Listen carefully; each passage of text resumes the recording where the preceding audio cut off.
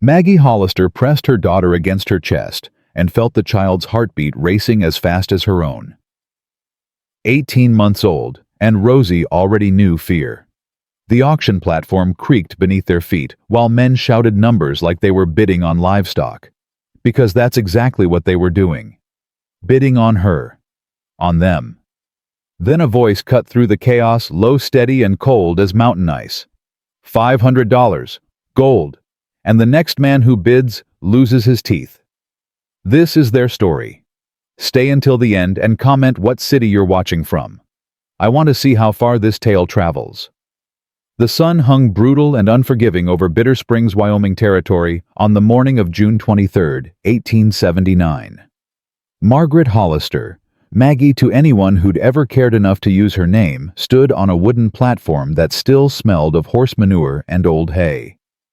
Her arms ached from holding Rosie for 3 hours straight.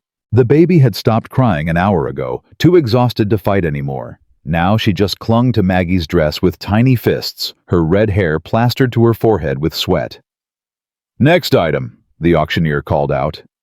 His name was Horace Finch, and Maggie had served him coffee at the boarding house just 6 months ago. He'd tipped his hat to her then, called her ma'am. Now he wouldn't meet her eyes. The guardianship of Mrs. Margaret Hollister and her infant daughter Rosemary. Starting bid is $100. Maggie's jaw tightened. She would not cry. She would not beg. She'd done both already, and it had changed nothing. 100! A voice shouted from the crowd. Maggie found the speaker. Silas Crenshaw. Of course it was Silas Crenshaw. The man who'd held her brother's gambling debts. The man who'd suggested after Patrick died in that bar fight that there were other ways Maggie could pay what was owed. She'd slapped him for that suggestion. Now he was grinning at her from the front row, his yellowed teeth visible even from the platform. 100 to Mr. Crenshaw, Finch announced. Do I hear 120? 120, another voice. Maggie didn't recognize this one a miner by the look of his clothes. Dust-covered, hard-eyed, watching her like she was a horse he was considering for purchase. How old's the baby? Someone called out. Maggie's arms tightened around Rosie. 18 months, Finch answered. Healthy as you can see. And the woman? She healthy too. Laughter rippled through the crowd. Maggie felt her face burn, but she kept her chin up. Let them laugh. Let them bid. She would survive this whatever came next. She had to. For Rosie. The woman is in fine health, Finch said, and Maggie heard the discomfort in his voice. Good. Let him be uncomfortable. Let them all choke on their discomfort while they auctioned off a mother and child like cattle. 150, Crenshaw shouted. 150. Do I hear 175? 175, the miner again. Maggie closed her eyes. The numbers climbed. 175, 200, 225.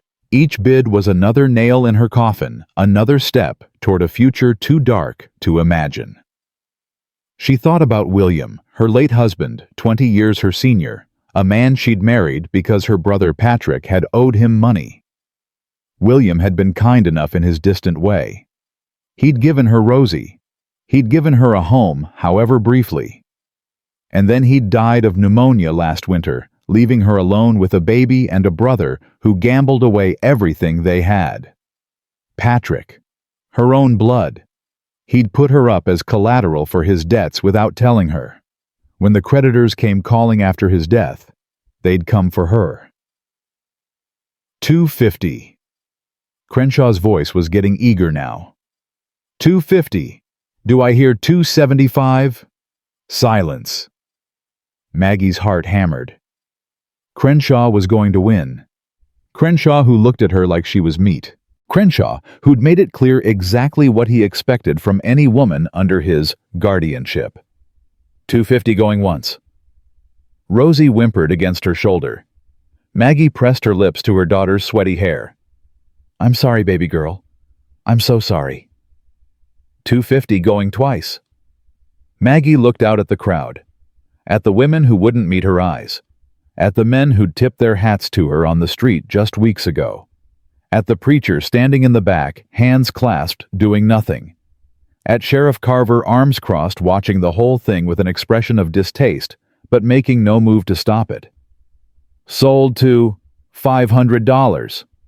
The voice came from the back of the crowd, low, steady, cutting through the square like a blade. Everyone turned.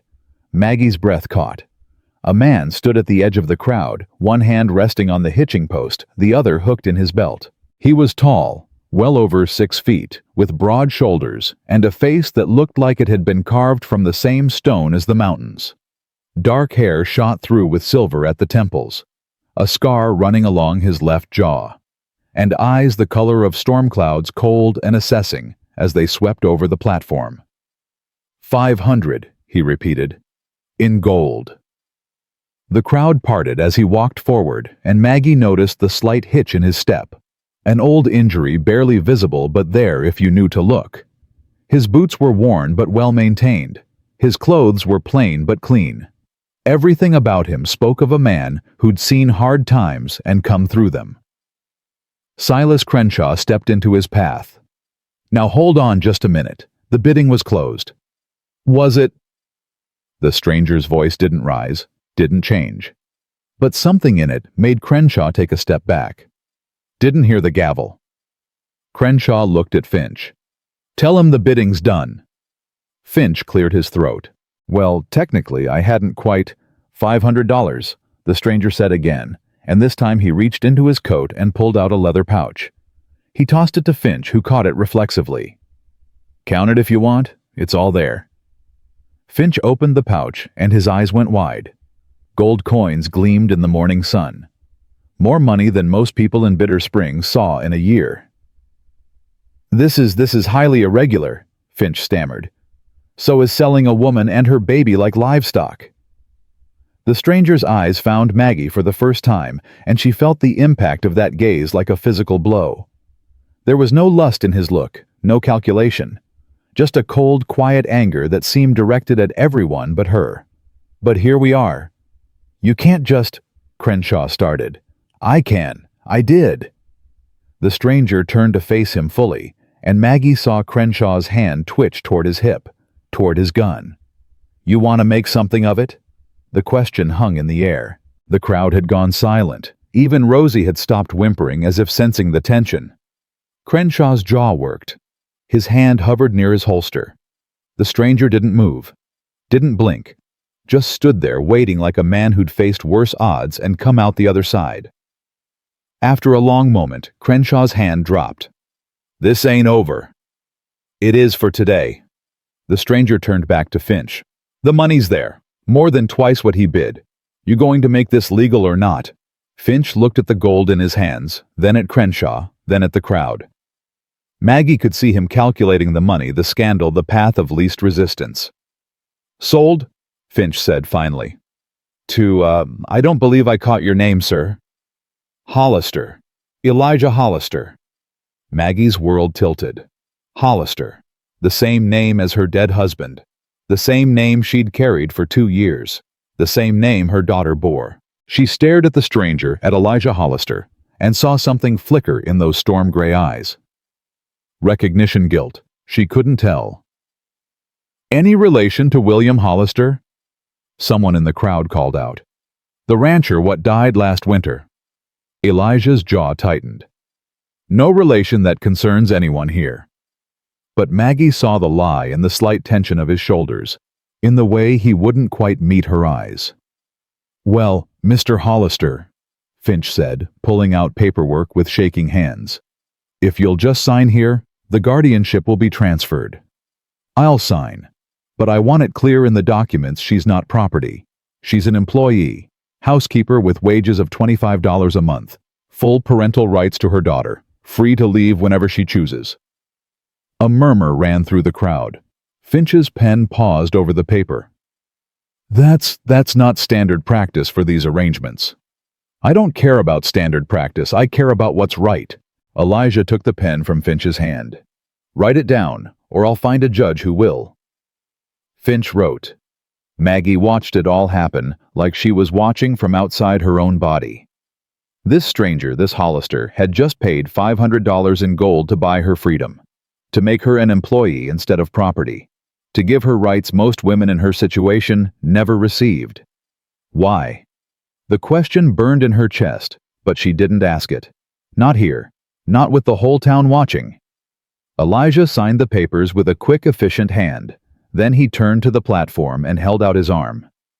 "Ma'am, if you'd care to step down." Maggie's legs felt like water as she descended the platform steps. Rosie stirred against her shoulder, making a small sound of protest.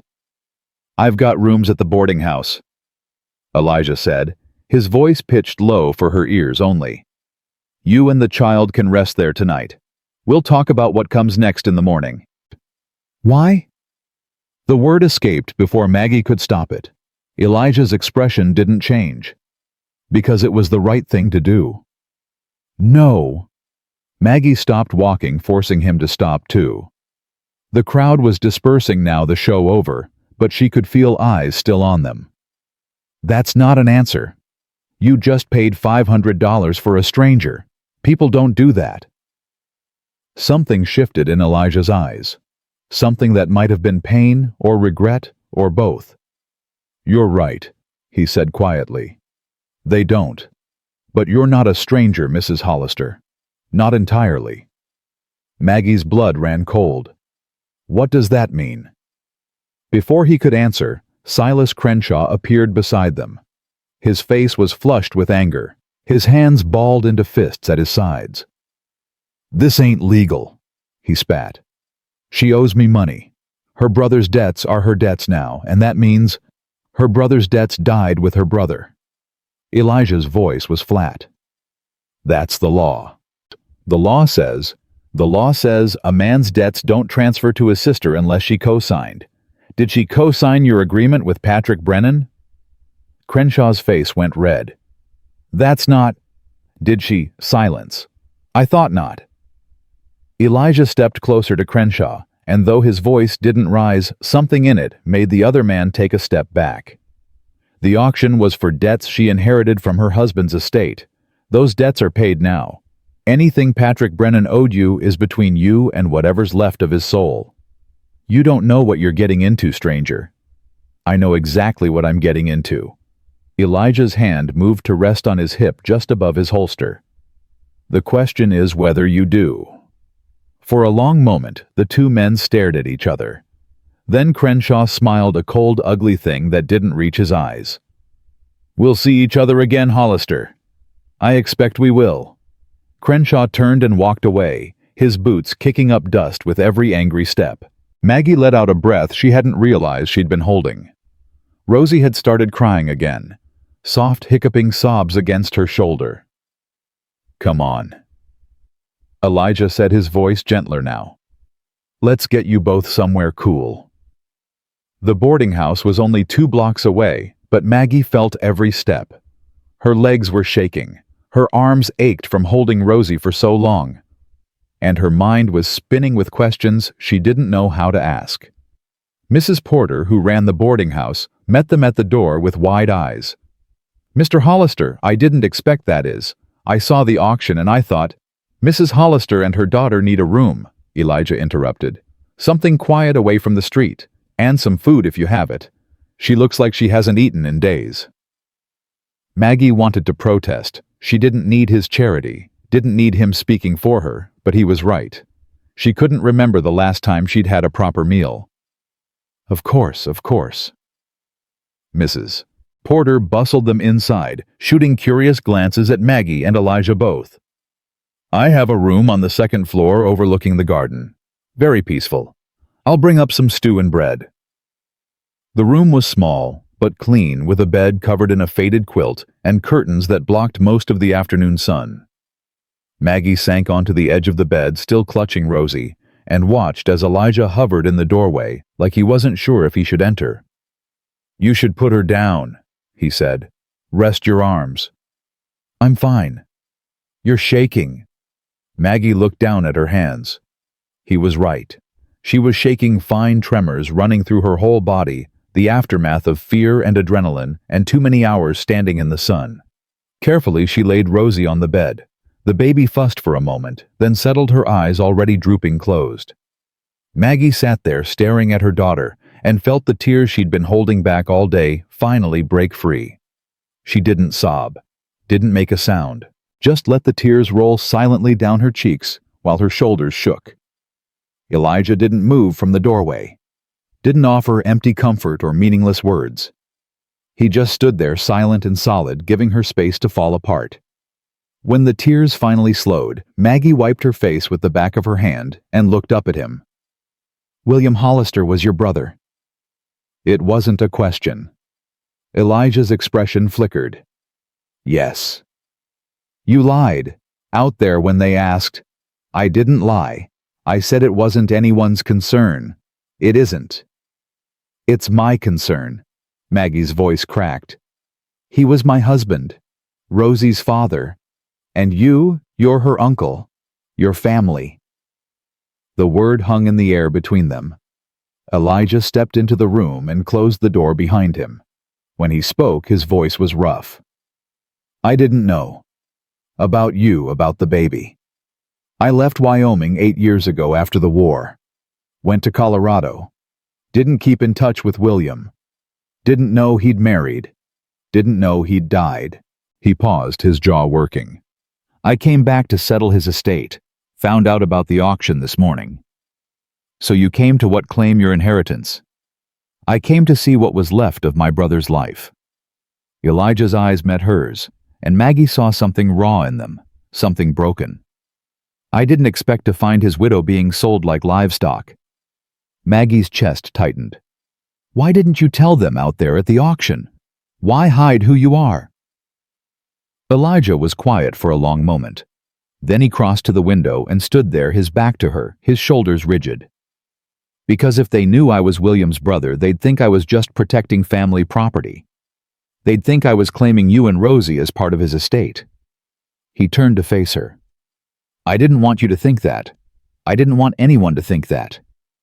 "What do you want me to think?" "That you're free. That I bought your debts, not you. That you can walk out that door tomorrow and never see me again if that's what you want." His voice was steady, but Maggie saw his hands clench at his sides. "I don't expect anything from you, Mrs. Hollister. Not gratitude, not obedience, not anything you're not willing to give." Maggie stared at him. This man, this stranger who shared her name, who'd paid a fortune to save her, was offering her something no one had offered in years. Choice. "And if I choose to stay?" Something flickered in Elijah's eyes. "Then I've got a ranch that needs work, a cabin that's been empty too long, and a debt to my brother that I can never repay, but I can try by making sure his wife and daughter are safe." A knock at the door made them both turn. Mrs. Porter entered with a tray of food, steaming stew, fresh bread, a pitcher of water. "I'll leave you to eat," Elijah said, already moving toward the door. "Rest tonight. We'll talk more in the morning." "Mr. Hollister." "Why?" He paused, his hand on the doorknob. "Eli," Maggie said. "If you're going to be my employer, you might as well call me Maggie, and I'll call you Eli." The corner of his mouth twitched, almost a smile. "Fair enough, Maggie." Then he was gone, closing the door softly behind him. Maggie sat on the bed, her sleeping daughter beside her, a bowl of hot stew in her hands, and tried to make sense of the day. This morning, she'd been standing on an auction block, certain her life was over. Now, she was sitting in a clean room, with food in front of her, offered a job and a home by a man who claimed to want nothing from her. A man who'd lied about who he was. A man who'd paid $500 to save a stranger. A man with shadows in his eyes and secrets in his past. She should be grateful. She was grateful. But she was also suspicious and tired and scared in ways that had nothing to do with the auction and everything to do with trusting someone new. Because the last time she'd trusted a man, her brother, he'd sold her to pay his debts. The time before that, her husband, he'd died and left her alone. And now, Here was Elijah Hollister offering safety with one hand while hiding the truth with the other. Maggie ate her stew slowly, watching Rosie sleep, and made a decision. She would go with him. To the ranch. To the life he offered.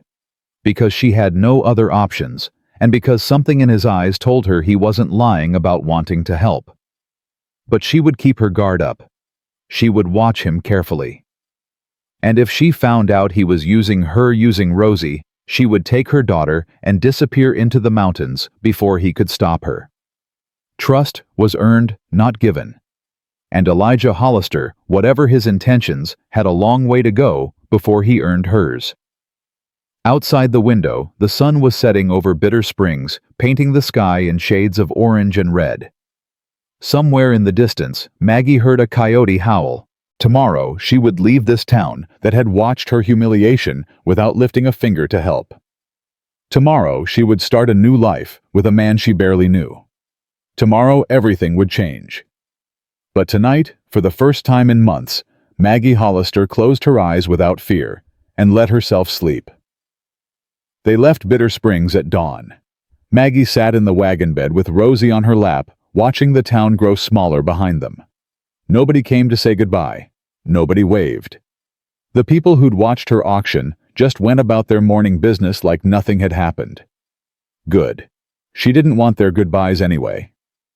Eli drove the wagon in silence, his broad back to her, his shoulders tense under his worn coat.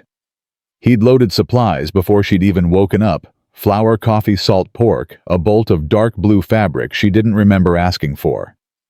"You didn't have to buy all that," Maggie said, after an hour of silence. "Ranch has been empty since William died. Needs restocking." "I meant the fabric." Eli's shoulders shifted. "Figured you might need it. For the baby. Or yourself." Maggie looked down at her dress, the same calico she'd worn to the auction, stained with sweat and tears, and the memory of the worst day of her life. He was right. She did need new clothes. But the fact that he'd thought of it, that he'd noticed— "Thank you," she said quietly. Eli just nodded and kept driving. The road wound up into the foothills, climbing steadily through grassland that gave way to scattered pines. Rosie fell asleep against Maggie's chest, lulled by the wagon's rocking motion, and Maggie found herself watching Eli instead of the landscape. He moved like a man used to pain. Every jolt of the wagon made him shift his weight slightly, favoring his right leg. When he reached for the canteen, she saw the stiffness in his shoulder, the careful way he extended his arm. "You were in the war," she said. Not a question. Most men my age were. Union. Yes. William never talked about the war. Eli's hands tightened on the reins. William wasn't at the front. He had a medical discharge. Bad lungs. "I know. He told me that much." Maggie paused. "He never mentioned having a brother." The silence stretched so long that Maggie thought Eli wouldn't answer. Then quietly, "We weren't close. Not after I enlisted." "Why not?" "Because I left. Because I chose the war over staying home to help with the ranch. Because—" Eli stopped himself. His jaw worked. "Because I made choices William couldn't forgive." "What kind of choices?" Eli turned to look at her for the first time since they'd left town. His eyes were guarded, careful. "The kind that haunt a man, Mrs. Hollister." "Maggie. Maggie." He turned back to the road. "Ask me again sometime. When you know me better. When you've decided if you're staying." It wasn't an answer, but it was honest, and Maggie respected that more than she'd expected. They stopped at midday to rest the horses and eat. Eli helped Maggie down from the wagon, his hands strong and steady at her waist, and she was acutely aware of how long it had been since anyone had touched her with gentleness instead of threat. "There's a creek just through those trees," he said. "Fresh water. I'll watch the baby if you want to wash up." Maggie hesitated. Rosie was awake now, sitting on a blanket Eli had spread on the ground, grabbing fistfuls of grass and trying to eat them. "She doesn't know you." "She will." Eli crouched down beside Rosie, his movements slow and deliberate. "Hey there, little miss." You're a hungry one, aren't you? Eating the whole prairie?" Rosie looked up at him with wide eyes. Then to Maggie's shock, she smiled. A real smile, the kind she usually reserved for Maggie alone. Eli smiled back, and the expression transformed his whole face. For just a moment, he didn't look like a haunted soldier or a mysterious stranger. He looked like a man who might have been a father in another life. "Go on," he said to Maggie, not taking his eyes off Rosie. "We'll be fine." Maggie went. The creek was cold and clear, and she knelt beside it, splashing water on her face, scrubbing away the dust and sweat of the journey. Her reflection stared back at her from the water-hollow cheeks, tired eyes, hair coming loose from its pins. She looked like a woman who'd been through hell. Because she had. And she was still going through it, following a stranger into the mountains with nothing but the clothes on her back and a baby in her arms. But what choice did she have? When she returned, she found Eli sitting cross-legged on the blanket with Rosie in his lap. He was showing her a piece of carved wood, a horse she realized small and delicate and clearly handmade. "Where did you get that?" "Made it." Eli handed the horse to Rosie, who immediately tried to put it in her mouth. "Had time on my hands these past years. Picked up wood carving." "It's beautiful." "It's just a toy." But there was a softness in his voice that belied the dismissal.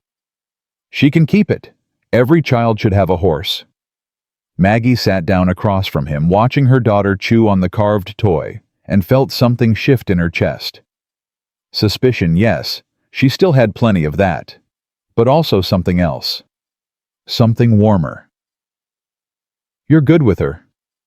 "Had practice. My sister's boys." Eli's expression clouded. "Haven't seen them in years." "Why not?" "Same reason I haven't seen anyone. I left, kept leaving. Couldn't figure out how to come back. Until now." "Until now." His eyes met hers. "Finding out William was dead, it changed things. Made me realize I couldn't keep running forever." Maggie wanted to ask more. About what he was running from. About what had happened in the war. About why a man who carved toys for children lived alone in the mountains like a hermit. But Rosie started fussing, and the moment passed. They reached the ranch as the sun was setting. Maggie's first sight of her new home made her breath catch. Not because it was grand, it wasn't. The cabin was small, built of rough-hewn logs with a stone chimney and a sagging porch. The barn needed repair. The fence posts were weathered and leaning. But there was something about the way the light hit the valley, the way the mountains rose behind the cabin like protective walls, the way the creek sparkled in the dying sun. "It's not much," Eli said, and she heard the apology in his voice. "It's perfect." He looked at her sharply. "You don't have to say that." "I'm not saying it to be polite." Maggie climbed down from the wagon, Rosie on her hip, and looked around. "My whole life I've lived in other people's houses. My father's. The boarding house where I worked. William's cabin that never felt like mine. This..." She stopped, surprised by the emotion rising in her throat. "This feels like it could be home." Eli was quiet for a long moment. Then he nodded and started unloading the supplies. The cabin's interior was exactly what Maggie had expected: spare, functional, dusty, from months of neglect. But underneath the dust, she could see the bones of something good. Solid furniture, a well-built fireplace, shelves lined with books, and on the mantel, a photograph. Maggie crossed to it without thinking. Two young men stood side by side, unsmiling, their eyes squinting against the sun. One she recognized, William, younger and healthier than she'd ever known him. The other, "That's you." Eli appeared in the doorway, his arms full of supplies. "Taken before the war. We were still speaking to each other then." "What happened?" "I told you. I left." "That's not the whole story." Eli set the supplies on the table. For a long moment he just stood there, his back to her, his shoulders rigid. "I was engaged," he said finally. "To a woman named Sarah. We were supposed to get married after the harvest.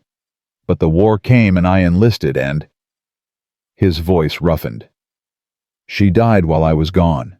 Pneumonia. Her and the baby she was carrying." Maggie's heart clenched. "Eli." "William blamed me. Said if I'd stayed, if I'd been there to take care of her." He shook his head. "Maybe he was right. Maybe if I'd been a better man, chosen differently." "You can't know that." "No, I can't." He turned to face her, and his eyes were raw with old pain. "But I've spent 20 years wondering. 20 years running from the question. And now William's dead too, and I never got to—" He stopped. His jaw clenched. "Never got to what?" Maggie asked softly. "Make it right. Tell him I was sorry. Tell him I understood why he hated me." Eli's voice was barely above a whisper. "He died thinking I didn't care, that I abandoned our family and never looked back. But you did look back. You're here now." Too late. The words were bitter. Always too late. Rosie chose that moment to squirm in Maggie's arms, reaching toward Eli with grabby hands.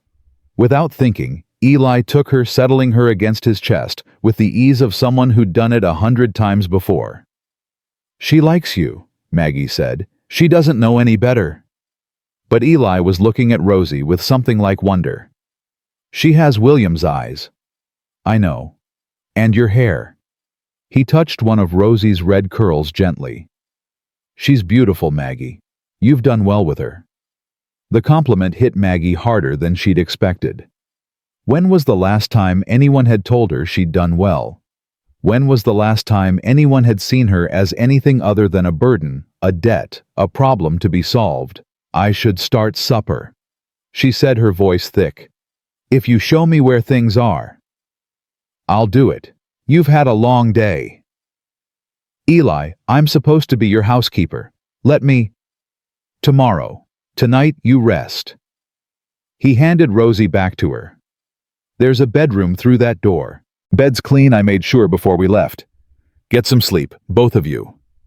Maggie wanted to argue, but exhaustion was crashing over her in waves, and Rosie was already drooping against her shoulder, and the thought of lying down in a real bed after months of worry and fear was too tempting to resist. "Thank you," she said. Eli just nodded and turned to the stove. That night, for the first time since William died, Maggie slept without nightmares. She woke to the smell of coffee and the sound of an axe biting into wood. Morning light filtered through the curtains, and for a disorienting moment she couldn't remember where she was. Then it all came back. The auction. Eli. The ranch. Rosie was still asleep beside her, sprawled out like a starfish, her red hair a tangle against the pillow. Maggie dressed quickly and quietly, then stepped into the main room. A pot of coffee sat warming on the stove. Beside it, a plate covered with a cloth biscuits she discovered slightly burned but edible. And a note in a rough hand. "Gone to check the cattle. Back by midday. Make yourself at home. E." Make yourself at home. Such simple words, such an impossible thing to do. But Maggie tried. She fed Rosie, then explored the cabin while her daughter played on the floor. The kitchen was well stocked now with their supplies. The bedroom she'd slept in had clearly been William's once she found his clothes still in the dresser, his books still on the nightstand. And tucked in the back of a drawer, a stack of letters tied with string. Maggie knew she shouldn't read them. They weren't hers. They were William's private correspondence, his memories, his life before her. But one name caught her eye on the top envelope, and she couldn't help herself. Eli. The letters were old, the paper yellowed with age. The first few were warm, brotherly updates about the ranch, questions about Eli's regiment, wishes for his safe return. But as Maggie read further, the tone changed. "I don't understand how you could leave her. Sarah was your responsibility. She's buried next to our parents. You weren't there. You weren't there. Don't write to me again. I have no brother." The last letter was unopened. Eli's handwriting on the front addressed to William dated 2 years ago. Whatever Eli had wanted to say, William had refused to hear it. Maggie carefully retied the letters and put them back. Her hands were shaking. 20 years.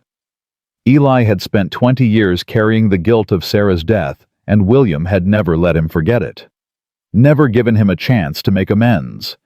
And now William was dead, and Eli was here trying to do for his brother's widow what he couldn't do for his own fiancée. It explained so much. The haunted look in his eyes. The careful distance he kept. The way he'd paid $500 for a stranger's freedom without expecting anything in return. He wasn't trying to buy her. He was trying to buy redemption. The front door opened, and Eli stepped in. His face flushed from work, his shirt damp with sweat. He stopped when he saw Maggie standing there with tears on her cheeks. "What's wrong?" "Is Rosie?" "She's fine. She's playing." Maggie wiped her eyes. "I found William's letters." Eli went very still. "The ones you sent him?" Maggie continued. "And the ones he sent you. I shouldn't have read them. I'm sorry." "No." Eli's voice was rough. "You had a right. He was your husband. He never told me about Sarah, about what happened. Why would he? It wasn't a happy story." "Eli." Maggie crossed to him, stopping just a few feet away. "What happened to Sarah wasn't your fault. You couldn't have known." "Don't." The word was sharp, almost harsh. "Don't tell me it wasn't my fault. You don't know. You weren't there. Neither were you. That's the point." Maggie took another step closer. "You were fighting a war. You couldn't have been in 2 places at once." "I could have chosen differently. I could have stayed." "And done what?" "Watched her die instead of hearing about it. Would that have been better?" Eli flinched like she'd struck him. "That's not... I know about guilt." Maggie's voice was steady, even though her heart was pounding. "I know about blaming yourself for things you couldn't control.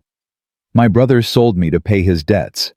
I spent months wondering what I could have done differently, what I could have said to stop him.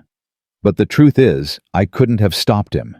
He made his choice, and I'm not responsible for it." "That's different." "Is it?" Maggie looked up at him, searching his face. "Sarah made a choice too. She chose to wait for you. She chose to carry your child. She didn't know she was going to die. Neither did you. And William. William chose to hate you instead of grieve with you. That's not your fault either." Eli's eyes were bright with something that might have been tears. "You don't understand. Then help me understand." For a long moment, he just stood there, breathing hard, his fists clenched at his sides. Then slowly the tension drained out of him. His shoulders dropped, his hands uncurled. "I loved her," he said quietly. "Sarah. I loved her more than I knew how to say. And when she died, it felt like the world ended. Like nothing would ever be right again. I know that feeling. Do you..." His eyes searched her face.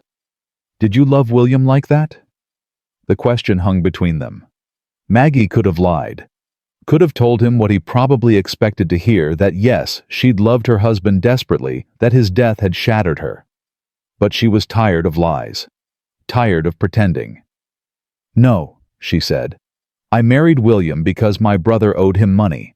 I cared for him. I was grateful to him. But I never loved him. Not the way you loved Sarah." Eli was quiet for a long moment. "Does that make you feel guilty?" "Every day." Maggie's voice caught. "He deserved better than a wife who couldn't love him. Rosie deserved a father who was loved. But I couldn't make myself feel something that wasn't there." "That's not your fault either, Maggie." She looked up at him, surprised. "What?" "You can't control what you feel. You can only control what you do." Eli's voice was gentle now, the harshness gone. "You stayed with him. You cared for him when he was sick. You gave him a daughter. That's not nothing." "It feels like nothing." "It's not." He took a step closer, then stopped himself. William was a hard man. Cold. I knew that even when we were boys. The fact that you tried that counts for something. Maggie felt tears threatening again and blinked them back. Why are you being so kind to me? Because somebody should have been kind to you a long time ago. Eli's jaw tightened. From what I can see, you've spent your whole life being used by people who should have protected you. Your brother, the town, even William in his way. You deserve better than that. You don't know me. I know enough. His eyes held hers. I know you stood on that platform with your chin up when anyone else would have broken. I know you're here in a strange place with a strange man trying to build a life for your daughter. I know you found out I lied about who I was, and instead of running, you stayed. I didn't have anywhere else to go. You could have tried. You could have taken the money I gave you and disappeared. But you didn't. Eli's voice dropped. Why not? Maggie didn't have an answer. Or rather, she had one, but it scared her too much to say out loud. She was saved from responding by Rosie's sudden wail from the bedroom. Maggie turned toward the sound, grateful for the interruption. I should go. I'll start on the barn roof. She was halfway to the bedroom when his voice stopped her. Maggie. She turned back. I'm glad you stayed. 4 words. Simple, quiet. But they hit Maggie like a wave, and she found herself blinking back tears for what felt like the 100th time that morning. I'm glad I stayed too, she whispered. Then she went to her daughter, and Eli went to his work, and the cabin settled into something that almost felt like peace.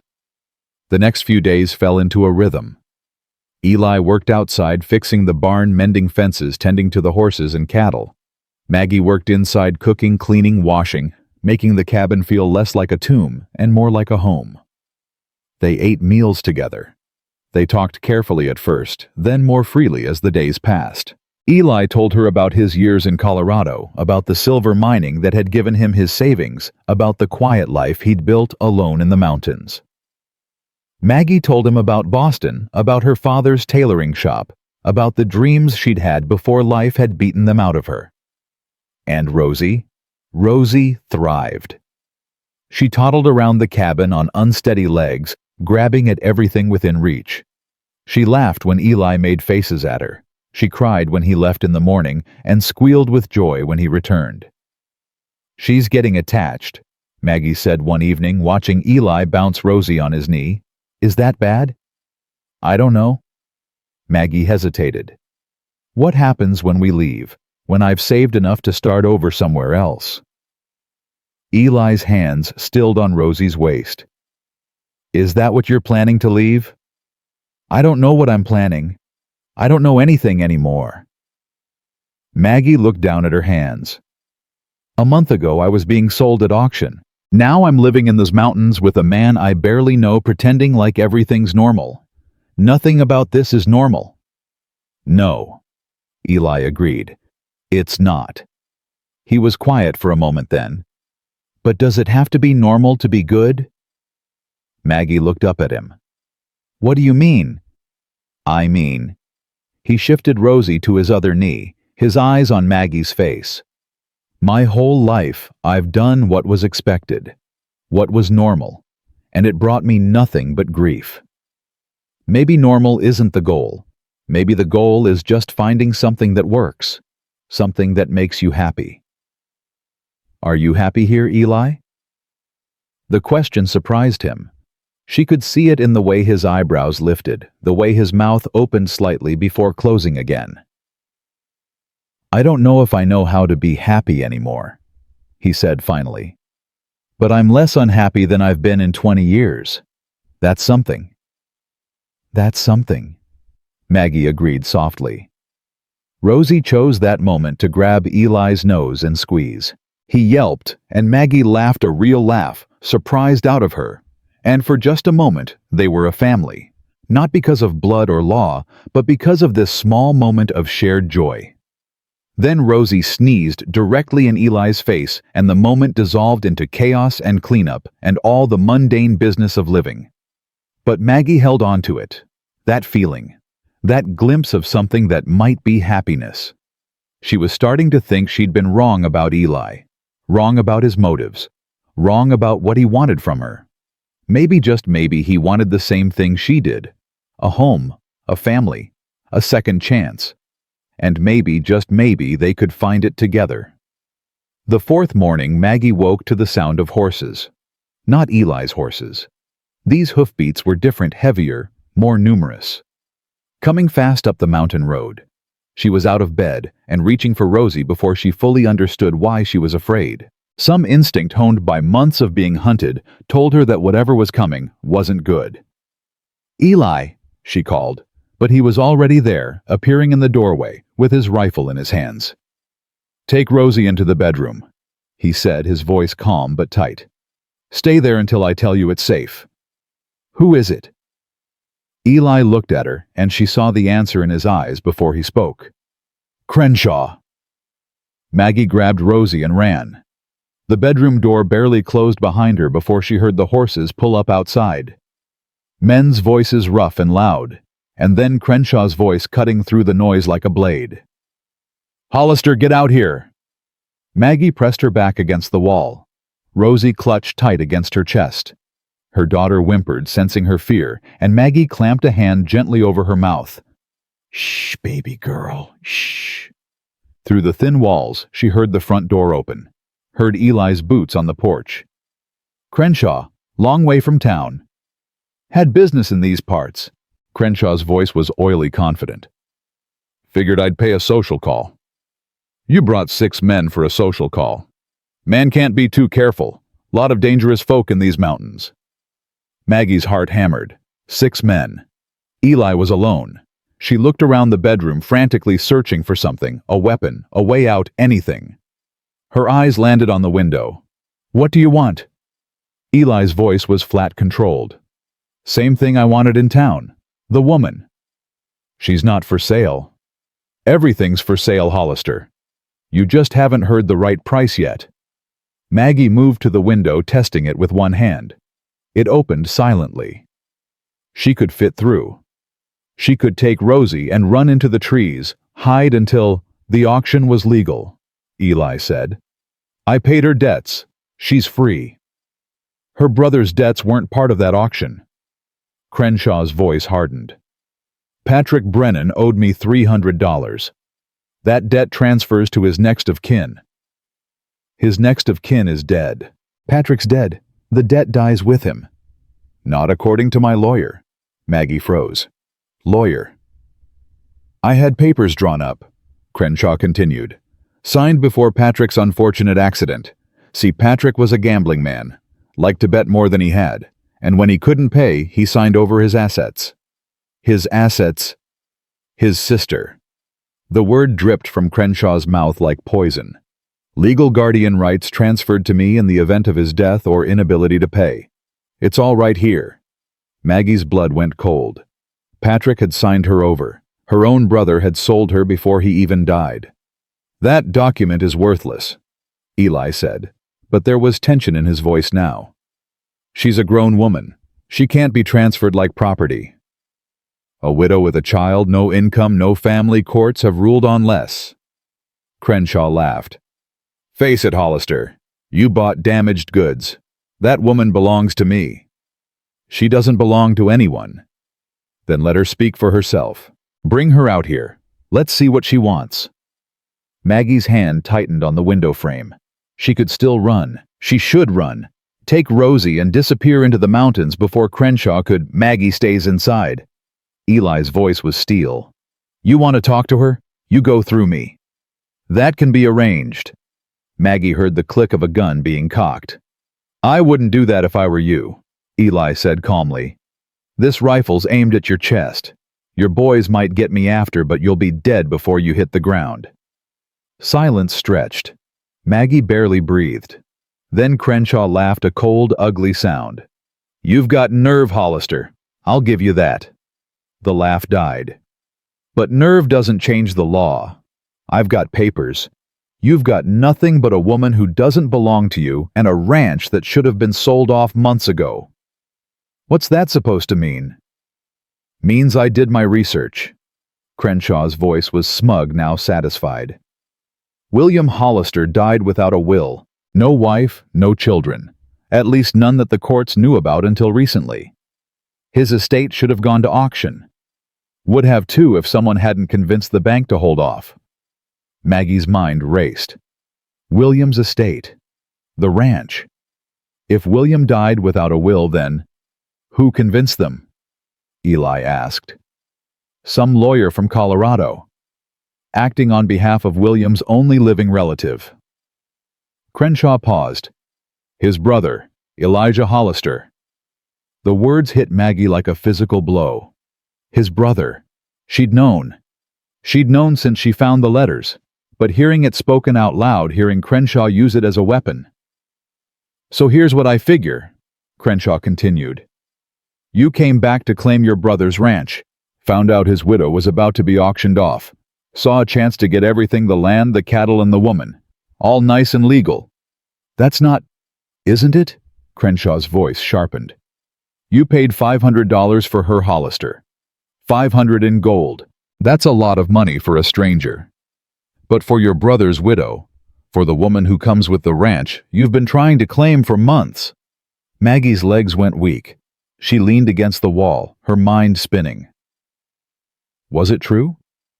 Had Eli bought her just to strengthen his claim to William's estate? Had everything he said about wanting to help her, about caring for her and Rosie, been a lie? You don't know what you're talking about, Eli said, but his voice had changed. There was something in it that Maggie hadn't heard before. Desperation. I know enough, and so will the judge when I present my case. Crenshaw's voice turned conciliatory, almost friendly. But it doesn't have to go that far. Give me the woman. Walk away from the ranch, and we'll call it even. Go to hell. Think about it, Hollister. You can't win this. I've got papers, I've got witnesses, I've got money for lawyers. What do you have? A questionable claim and a widow you can't legally protect. I have a rifle, and I'm not afraid to use it. You'd shoot an unarmed man in front of witnesses. That's murder, Hollister. They'd hang you for it. Maybe, but you'd still be dead. The silence stretched. Maggie strained to hear her heart pounding so loud she was sure they could hear it outside. Then footsteps, boots on packed earth, moving away. This isn't over, Crenshaw called. I'll be back with the sheriff, with a court order, and when I do, that woman is coming with me. She'll be gone before you get back. Then I'll find her. I always find what belongs to me. Horses. The sound of men mounting up, of hooves pounding away down the mountain road. And then silence. Maggie sank to the floor, Rosie still clutched against her chest. Her whole body was shaking. Her mind was chaos, fear, and anger and betrayal all tangled together until she couldn't separate them. The bedroom door opened. Eli stood there, rifle still in his hands, his face pale and drawn. Maggie? Is it true? The words came out harsh, accusing. Eli flinched. Is what true? What he said. About the ranch. About your claim. Maggie looked up at him, her eyes burning. Did you buy me to strengthen your inheritance? No. The word was immediate, forceful. Maggie, no. That's not. Then why didn't you tell me? She struggled to her feet, Rosie whimpering against her shoulder. You said you didn't know about me. About Rosie. But you had a lawyer contact the bank months ago. You knew William was dead. You knew there was an estate to claim. I didn't know about you. How can I believe that? How can I believe anything you say? Eli set the rifle against the wall and took a step toward her. Maggie took a step back. Don't. He stopped. His hands dropped to his sides. I hired that lawyer 2 years ago, he said quietly. When I first heard William was sick, I wanted to reach out, make things right, but I was a coward. I kept putting it off, and then he died and... His voice broke. The lawyer handled the estate because I couldn't face it. I didn't know what William had, didn't know who he'd married, didn't know anything except that my brother was dead, and I'd never get to apologize. But you came back. You came to claim what was his. I came to bury him. Eli's eyes were bright. I came to stand at his grave and say goodbye. The ranch, the cattle, the money, I don't care about any of it. I never did. Then why did you buy me? The question hung in the air. Eli's jaw tightened. Because I saw you standing on that platform, and I saw Sarah. Maggie went still. She was alone when she died. Eli continued, his voice rough. Alone and scared and waiting for me to come home, and I wasn't there. I couldn't save her. He looked at Maggie with something raw and broken in his eyes. When I saw you holding Rosie, when I saw those men bidding on you like you were nothing, I couldn't let it happen again. I couldn't watch another woman be destroyed because I did nothing. So this is about guilt, about making yourself feel better. Yes. The admission was stark honest. At first, but Maggie... He took a breath. These past weeks watching you with Rosie, talking to you, being with you, it stopped being about Sarah. It stopped being about guilt. It started being about you. What does that mean? It means I care about you. His voice cracked. Not because of William, not because of Sarah, not because of anything except who you are. I care about your laugh and your stubbornness and the way you hum when you think nobody's listening. I care about Rosie and the way she reaches for me when I come through the door. I care about... He stopped, his hands clenching. I care about you, Maggie, and I know I have no right to. I know I lied. I know you have every reason not to trust me, but it's the truth. Maggie stared at him. Her heart was racing, her thoughts tangled in knots. Part of her wanted to believe him, wanted to run into his arms and let him hold her and tell her everything would be all right. But another part, the part that had been betrayed too many times, hurt too deeply. That part couldn't let go. I need to leave, she said. Eli's face went pale. Maggie, please. I need to think. I can't think here with you with... She gestured helplessly. Crenshaw is going to come back, with the sheriff with papers, and I don't know what's true anymore. I don't know who to trust. You can trust me. Can I? Maggie's voice broke. My brother sold me. My husband's brother bought me. Everyone in my life has used me for their own purposes. How am I supposed to believe you're any different? Because I'm telling you the truth. The truth you hid for weeks. Eli had no answer for that. He just stood there, his shoulders slumped, defeat written in every line of his body. The Redbirds, Maggie said. Martha and Samuel. You mentioned them. How far is their farm? About 6 miles east. But Maggie, I'm going there, tonight. She shifted Rosie to her other hip. I need time to think. Away from you, away from this. Crenshaw. Can't touch me if he doesn't know where I am. She met Eli's eyes. I'm not running from you. I need space. Do you understand? Eli was silent for a long moment. Then slowly he nodded. I'll take you. It's not safe alone. No, I need to do this myself. At least take the horse. The bay mare, she's gentle. You can ride her. Maggie hesitated. She'd never been a confident rider. But walking 6 miles through the mountains with a baby in her arms, all right. An hour later, Maggie sat on the bay mare, Rosie strapped to her chest with a length of cloth, a bag of supplies tied to the saddle. Eli stood beside them, his hand on the horse's bridle. The trail's well marked, he said. Follow the creek until you hit the big pine with the lightning scar. Turn left there, and the Redbird place is about 2 miles on. I'll find it. Maggie. His hand came up, almost touching her knee, then dropped. Whatever you decide, whatever you think of me, know that I meant what I said. Every word. Maggie looked down at him. At this man who'd saved her, and lied to her, and might love her, she still couldn't tell which was true. "I'll send word when I'm ready to talk." She kicked the mare into motion, and didn't look back. The ride was harder than she'd expected. Rosie fussed and squirmed, unhappy with the jostling. The trail twisted through dense woods, and twice Maggie lost her way before finding the creek again. But she made it. Martha Redbird came running when she saw Maggie approaching, her round face creased with concern. "Mrs. Hollister, what on earth? Come inside, come inside. You look half dead." Maggie let herself be pulled into the warm kitchen. Let Martha take Rosie from her aching arms.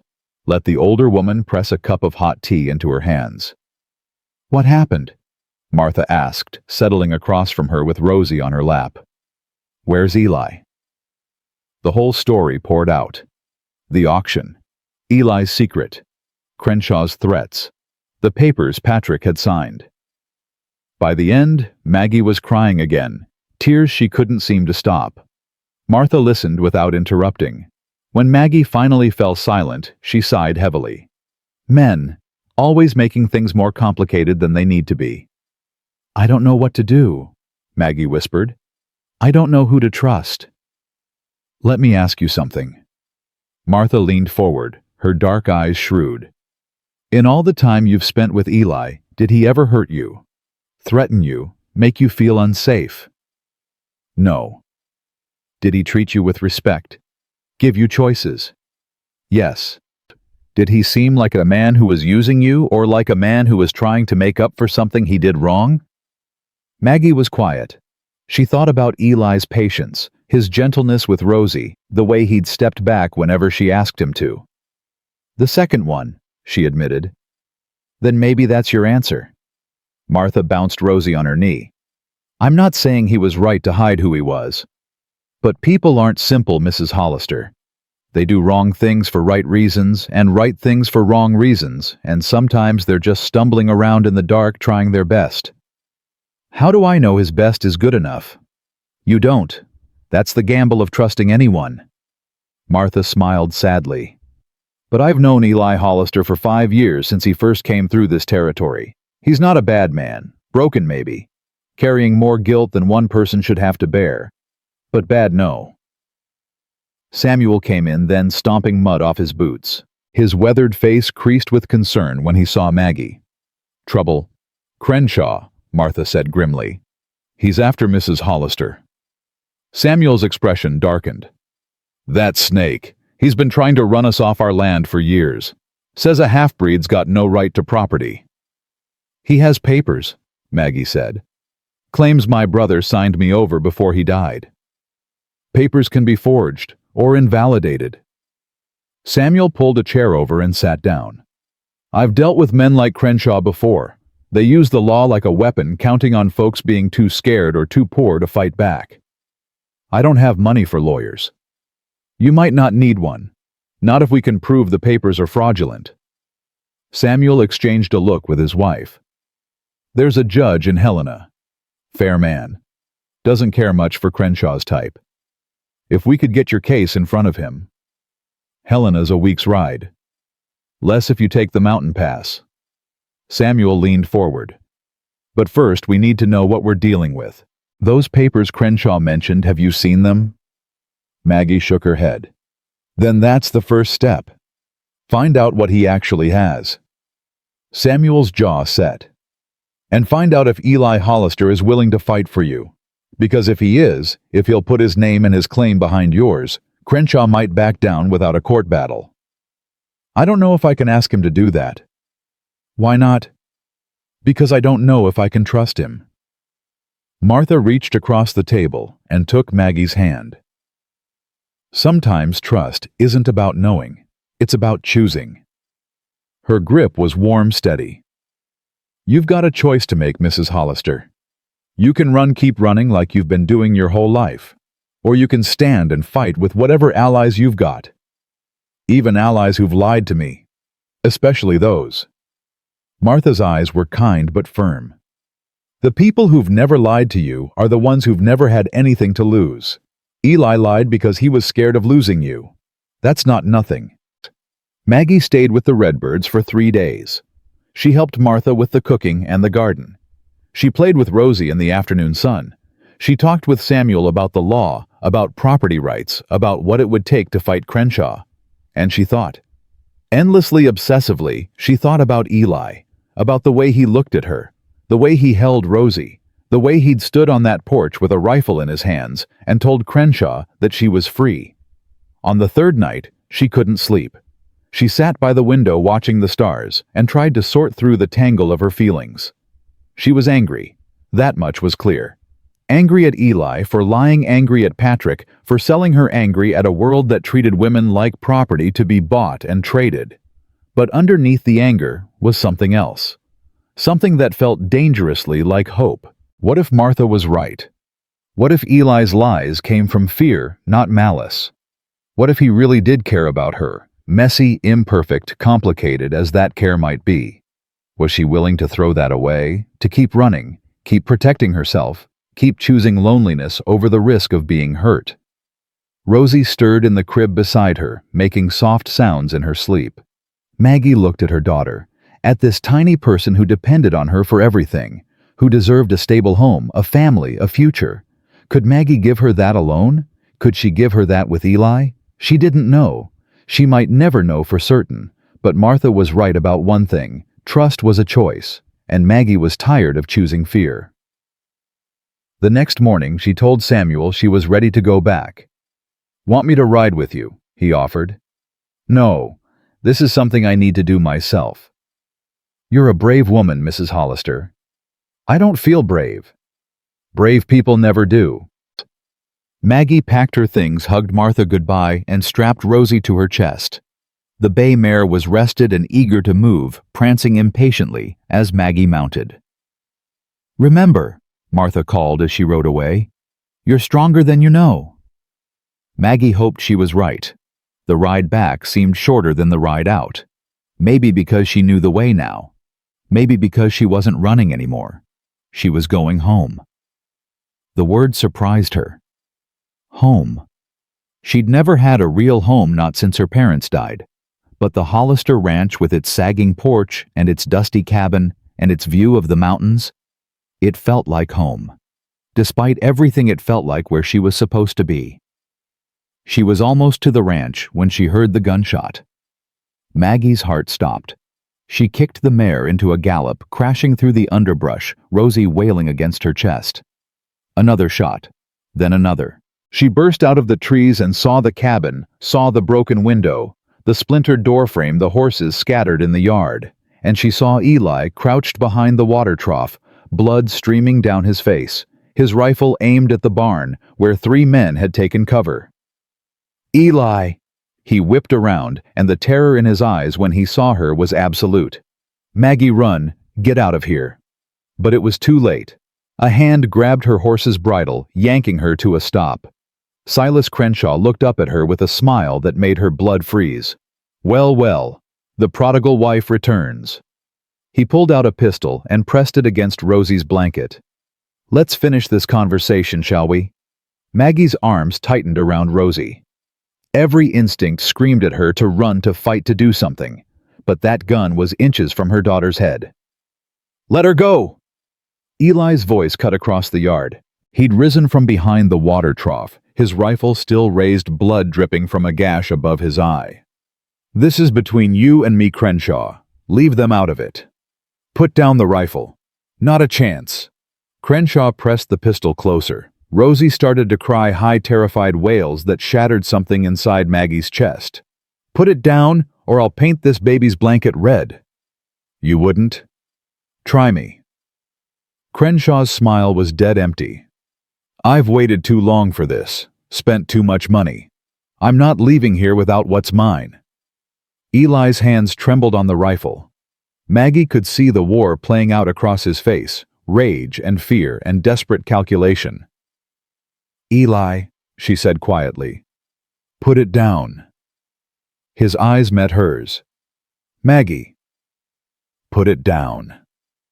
For a long, terrible moment, nothing happened. Then Eli lowered the rifle and set it on the ground. "Kick it away."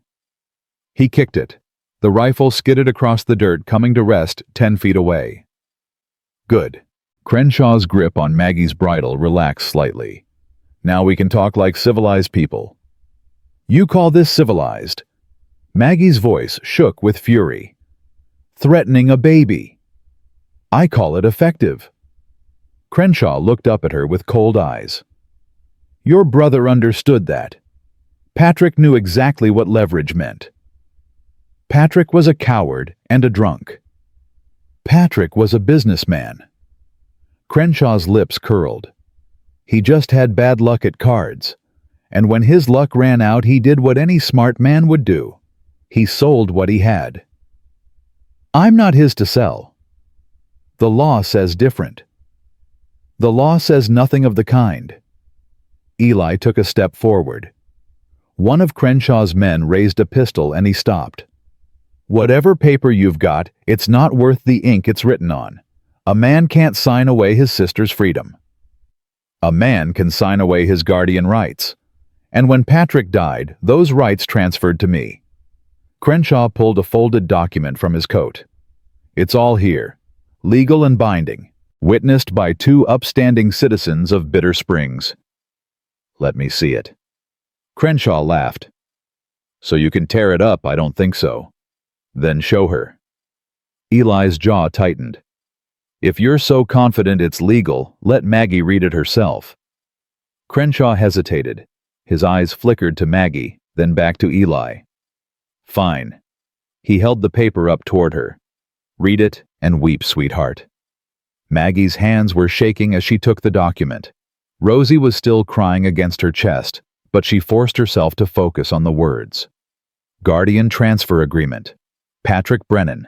Silas Crenshaw. The language was dense, full of legal terms she didn't fully understand. But she understood enough. This says Patrick transferred guardianship of his dependents, she said slowly. His dependents. That's you, sweetheart? No. Maggie looked up, and something cold and hard settled in her chest. This document is dated March 15, 1879. I married William Hollister in January of 1877. I haven't been Patrick's dependent for over 2 years. Crenshaw's smile faltered. What? Patrick didn't have guardianship of me, not when he signed this, not ever after my marriage. Maggie's voice grew stronger. Whatever rights he thought he was signing away, he didn't have them to give. That's not... Crenshaw snatched the paper back, his eyes scanning it frantically. She's right. Eli's voice was quiet, dangerous. You paid Patrick for something he didn't own. Whatever he told you, whatever he promised, it was a con. You got played, Crenshaw. No. Crenshaw's face twisted with rage. No. I'm not leaving here empty-handed. I've invested too much. You invested in a lie. That's not her fault. Shut up. Crenshaw raised his pistol toward Eli. Shut your mouth, Hollister, or I'll shut it for you. Go ahead. Eli spread his arms. Shoot me. Then what? You've still got no legal claim. You'll hang for murder and she'll walk free anyway. I'll take her. You'll what kidnap her with witnesses. Eli gestured toward his men. How long do you think they'll stay loyal when they're facing charges too? Maggie saw the doubt flickering across the faces of Crenshaw's hired guns. They exchanged glances, hands tightening on their weapons. Mr. Crenshaw, one of them said slowly, maybe we should... Shut up. Nobody's going anywhere. The lady's right about the dates. Another man spoke up. I saw that paper. If she was married before Patrick signed it. I said shut up. The situation was unraveling. Maggie could feel it, the shift in power, the growing unease among Crenshaw's men. But Crenshaw's pistol was still pointed at Eli, and there was something in his eyes that scared her more than anything else. He wasn't going to back down. He couldn't. He'd staked too much on this. Here's what's going to happen. Crenshaw's voice had gone flat, controlled. The woman comes with me. The baby, too. Hollister stays here. Anyone who has a problem with that can discuss it with my gun. I'm not going anywhere with you. Maggie urged her horse backward. Your paper means nothing. You have no claim. I have this. He raised the pistol. That's all the claim I need. Silas. The new voice came from behind them. Maggie twisted in the saddle and saw riders emerging from the tree line. Samuel Redbird, his rifle raised. Martha beside him, her face grim. And behind them, 2 other men Maggie didn't recognize. Lower your weapon, Samuel called out. It's over. Crenshaw spun his pistol, swinging toward the new arrivals. Stay out of this, half-breed. This doesn't concern you. It concerns me when you threaten my neighbors. Samuel's voice was steady. And when you trespass on land that doesn't belong to you. And when you wave around fake documents trying to steal a woman like it's still the Dark Ages. The document isn't fake. I just heard Mrs. Hollister explain exactly why it is. Samuel nudged his horse closer. So did my friends here, Frank Miller, deputy from Helena, and Judge Warren's clerk. They were visiting when your boys rode past our place. Maggie's breath caught. Deputy. Judge's clerk. Crenshaw's face had gone white. You're bluffing. Try me. Samuel gestured toward the 2 strangers. These gentlemen came to investigate claims of fraud and intimidation in Bitter Springs. Seems you've made quite a reputation for yourself, Silas. Forging documents, threatening widows, running people off their land. That's lies. All lies. Then you won't mind coming back to town to answer some questions. The man Samuel had called Frank Miller nudged his horse forward. Peaceable-like, unless you'd prefer to do this the hard way. For a long, terrible moment, nothing happened. Crenshaw stood frozen. His pistol still raised, his eyes darting between the armed men surrounding him. Then one of his own men dropped his weapon. I ain't dying for this, the man said, raising his hands. Whatever he's paying, it ain't worth hanging. You coward, Crenshaw started. Another gun hit the dirt. Then another. Crenshaw was alone. His pistol trembled in his hand as he backed toward his horse. This isn't over, he hissed. I'll get lawyers, real lawyers.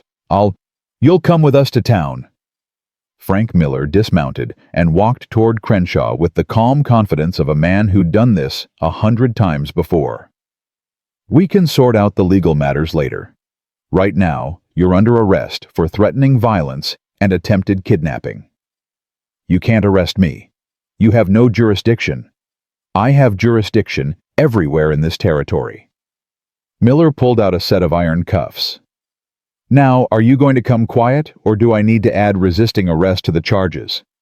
Crenshaw's eyes found Maggie. The hatred in them made her flinch. This isn't over, he said again. You think you've won? You haven't won anything. I'll find a way. I always find a way.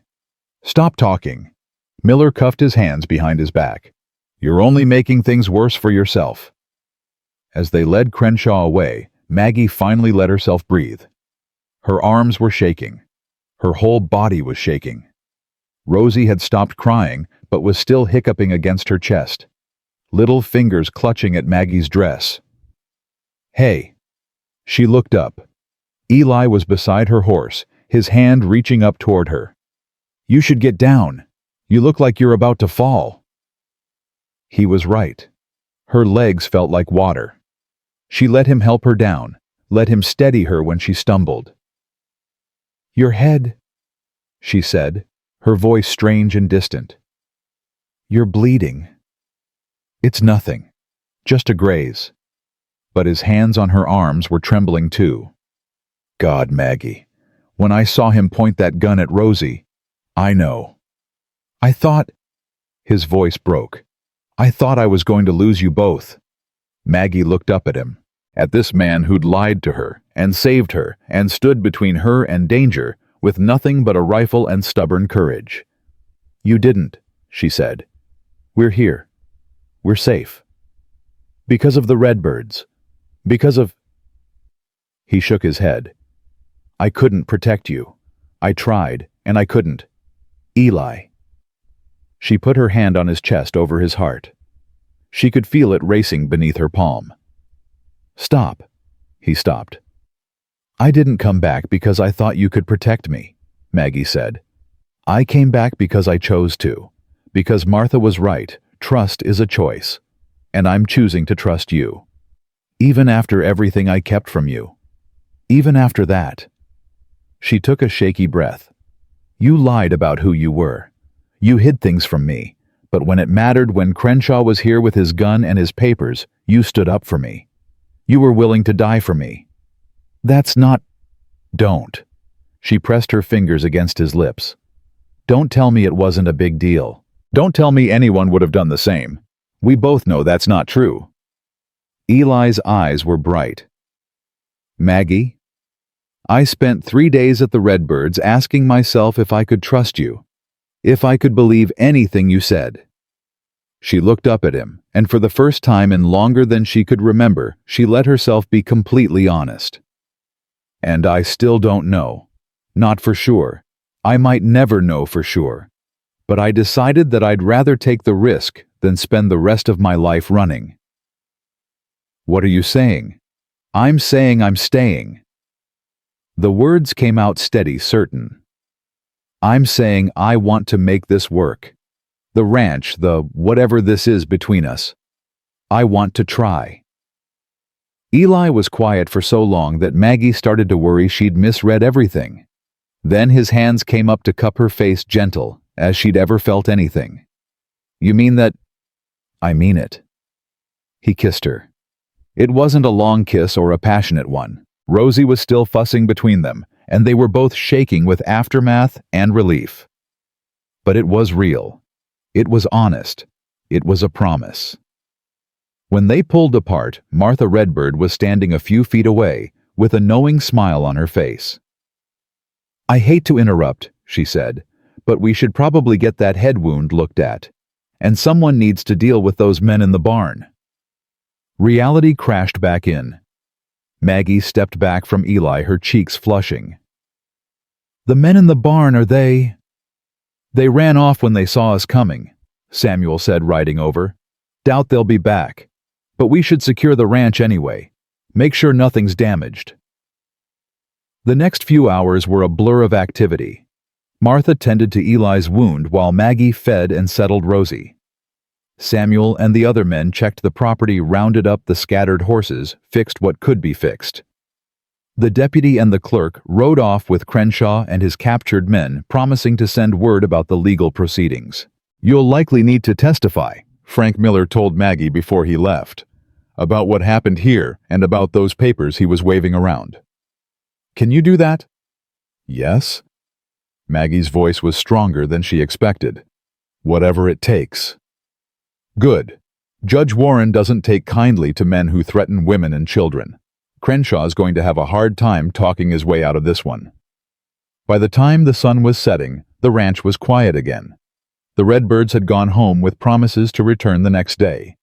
Rosie was asleep in her crib, exhausted from the day's terrors. And Maggie sat on the porch with Eli, watching the stars come out. "I should apologize," Eli said quietly, "for not telling you the truth from the start." "Yes, you should. I'm sorry."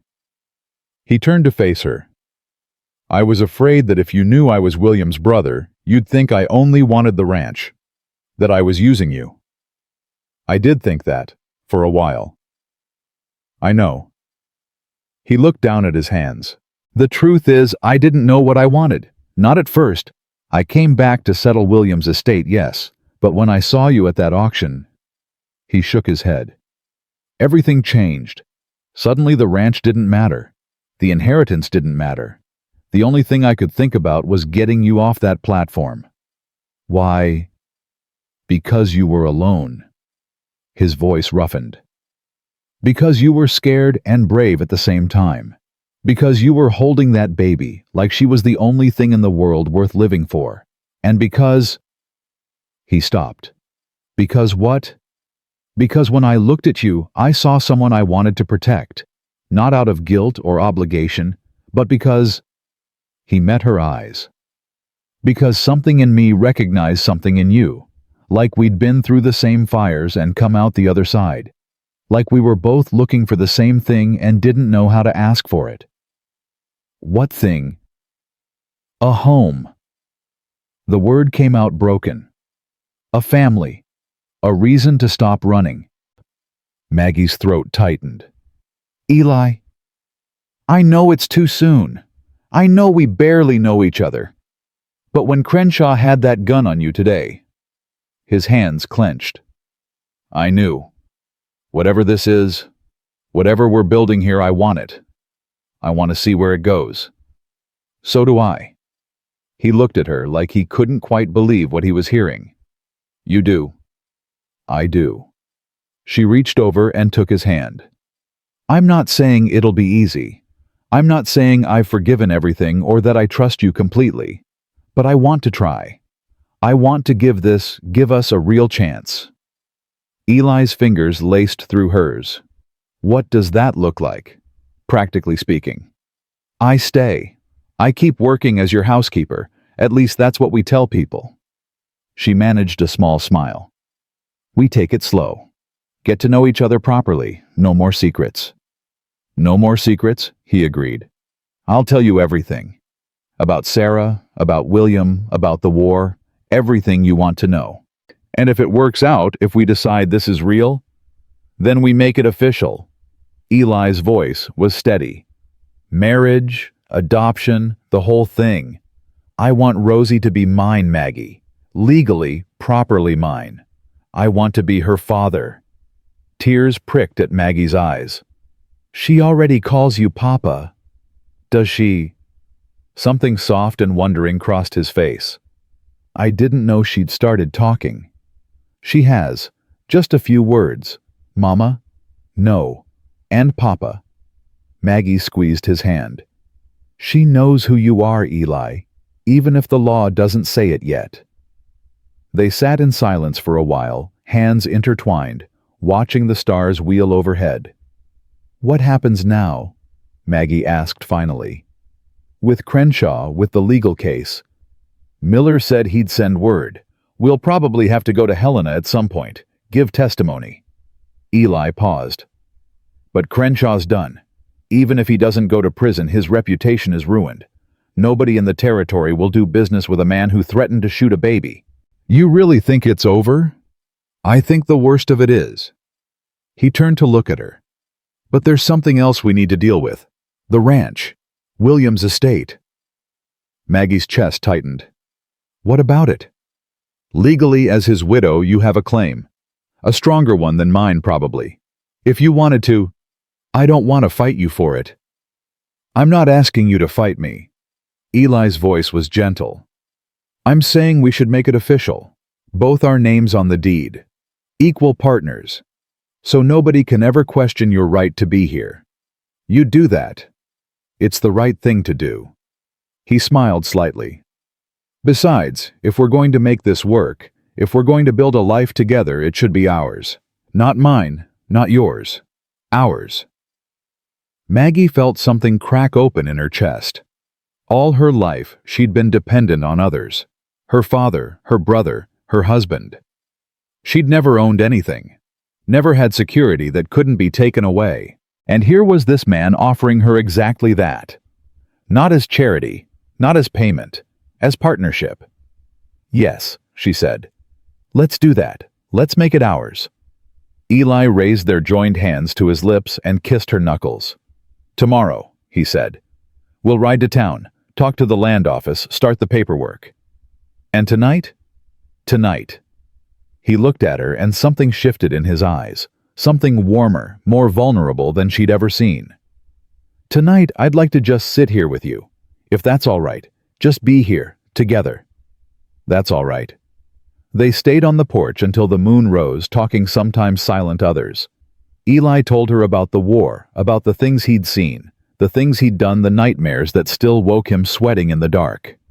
Maggie told him about her parents, about the cholera that took them, about the years of scrambling and surviving that followed. And somewhere in that sharing, something changed between them. The careful distance they'd maintained began to dissolve. The walls they'd both built started to crumble. When Maggie finally rose to go inside, Eli caught her hand. Maggie. She turned. Thank you. For coming back. For giving me another chance. His voice was rough with emotion. I won't waste it, I promise. I know you won't. She leaned down and kissed him softly, a whisper of a thing, a promise of more to come. Good night, Eli. Good night, Maggie. She went inside, checked on Rosie, and climbed into bed. For the first time since she could remember, she fell asleep without fear. Outside, Eli stayed on the porch, watching the stars and thinking about the future. A week ago, he'd been a man with nothing to live for. A ghost haunting his brother's ranch waiting for something to give him permission to stop running. Now he had Maggie. He had Rosie. He had a reason to build instead of just survive. It wasn't perfect. Nothing ever was. There would be hard conversations ahead, wounds that needed healing, trust that needed building. But for the first time in 20 years, Eli Hollister felt something he'd thought lost forever. Hope. The next morning dawned clear and bright. Maggie woke to Rosie's babbling and the smell of coffee drifting through the cabin. She found Eli at the stove, making breakfast with the focused attention he gave to everything. Pancakes, he said without turning around. Hope that's all right. It's perfect. He turned then, and the smile on his face made her heart skip. Morning. Morning. They ate together, Rosie in her high chair between them, making a mess of everything she touched. It was messy and loud and chaotic, and Maggie thought she'd never seen anything more beautiful. Ready to go to town? Eli asked when the dishes were done. Maggie looked around the cabin, at the home they were building, at the family they were becoming. Ready, she said. Let's make it official. They loaded up the wagon, Maggie and Rosie in the back, Eli at the reins. As they started down the mountain road, Maggie felt a strange sense of peace settle over her. 6 months ago, she'd stood on an auction platform, certain her life was over. Now she was riding toward a future she'd never imagined. A future with a man who'd saved her, lied to her, and loved her anyway. A future where her daughter would have a father, a home, a family. It wasn't the life she'd planned. It wasn't the life she'd dreamed of as a girl. It was better. Halfway to town, Rosie reached out from Maggie's arms toward Eli. Papa, she said clearly. Papa. Eli pulled the wagon to a stop. He turned, his eyes bright. What did she say? Papa. Rosie said it again, straining toward him. Papa. Papa. Papa. Eli's face cracked into the biggest smile Maggie had ever seen. He reached back and took Rosie from her arms, settling the baby on his knee. That's right, little miss, he said, his voice thick. That's right, I'm your papa. Maggie watched them, her daughter in the arms of the man she was learning to love, and felt tears sliding down her cheeks. Happy tears. Finally, after everything, happy tears. Come on, she said, wiping her eyes. Let's go make it legal. Eli clicked his tongue, and the horses started moving again. And as they rode toward town, toward their future, Maggie allowed herself to believe that maybe, just maybe, everything was going to be all right. The land office in Bitter Springs was a small building wedged between the bank and the assay office.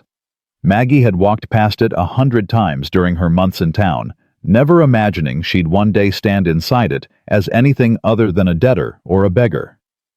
Now she stood beside Eli, Rosie on her hip, watching the clerk shuffle through papers with ink-stained fingers. Both names on the deed, the clerk repeated slowly, squinting at Eli. That's highly unusual, Mr. Hollister. Wives don't generally... She's not my wife, not yet. Eli's voice was steady. She's my partner. Equal share in the ranch, equal say in how it's run. The clerk's eyebrows rose. That's even more unusual. I don't care about usual. I care about right. Maggie felt her heart swell. Even now, even after everything, Eli kept surprising her with his quiet insistence on doing the honorable thing. Well, the clerk cleared his throat. I suppose if you're both willing to sign, there's no legal impediment. Though I should warn you, Mr. Hollister, this could complicate matters if you ever decide to. We won't." Eli took the pen the clerk offered. "Where do I sign?"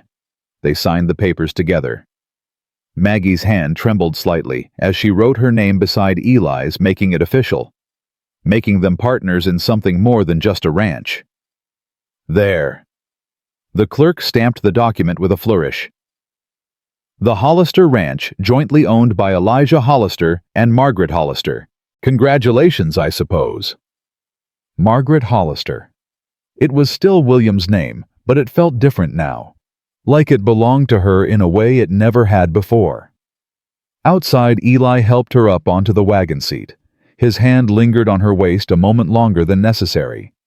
"How does it feel?" he asked. "Owning something strange."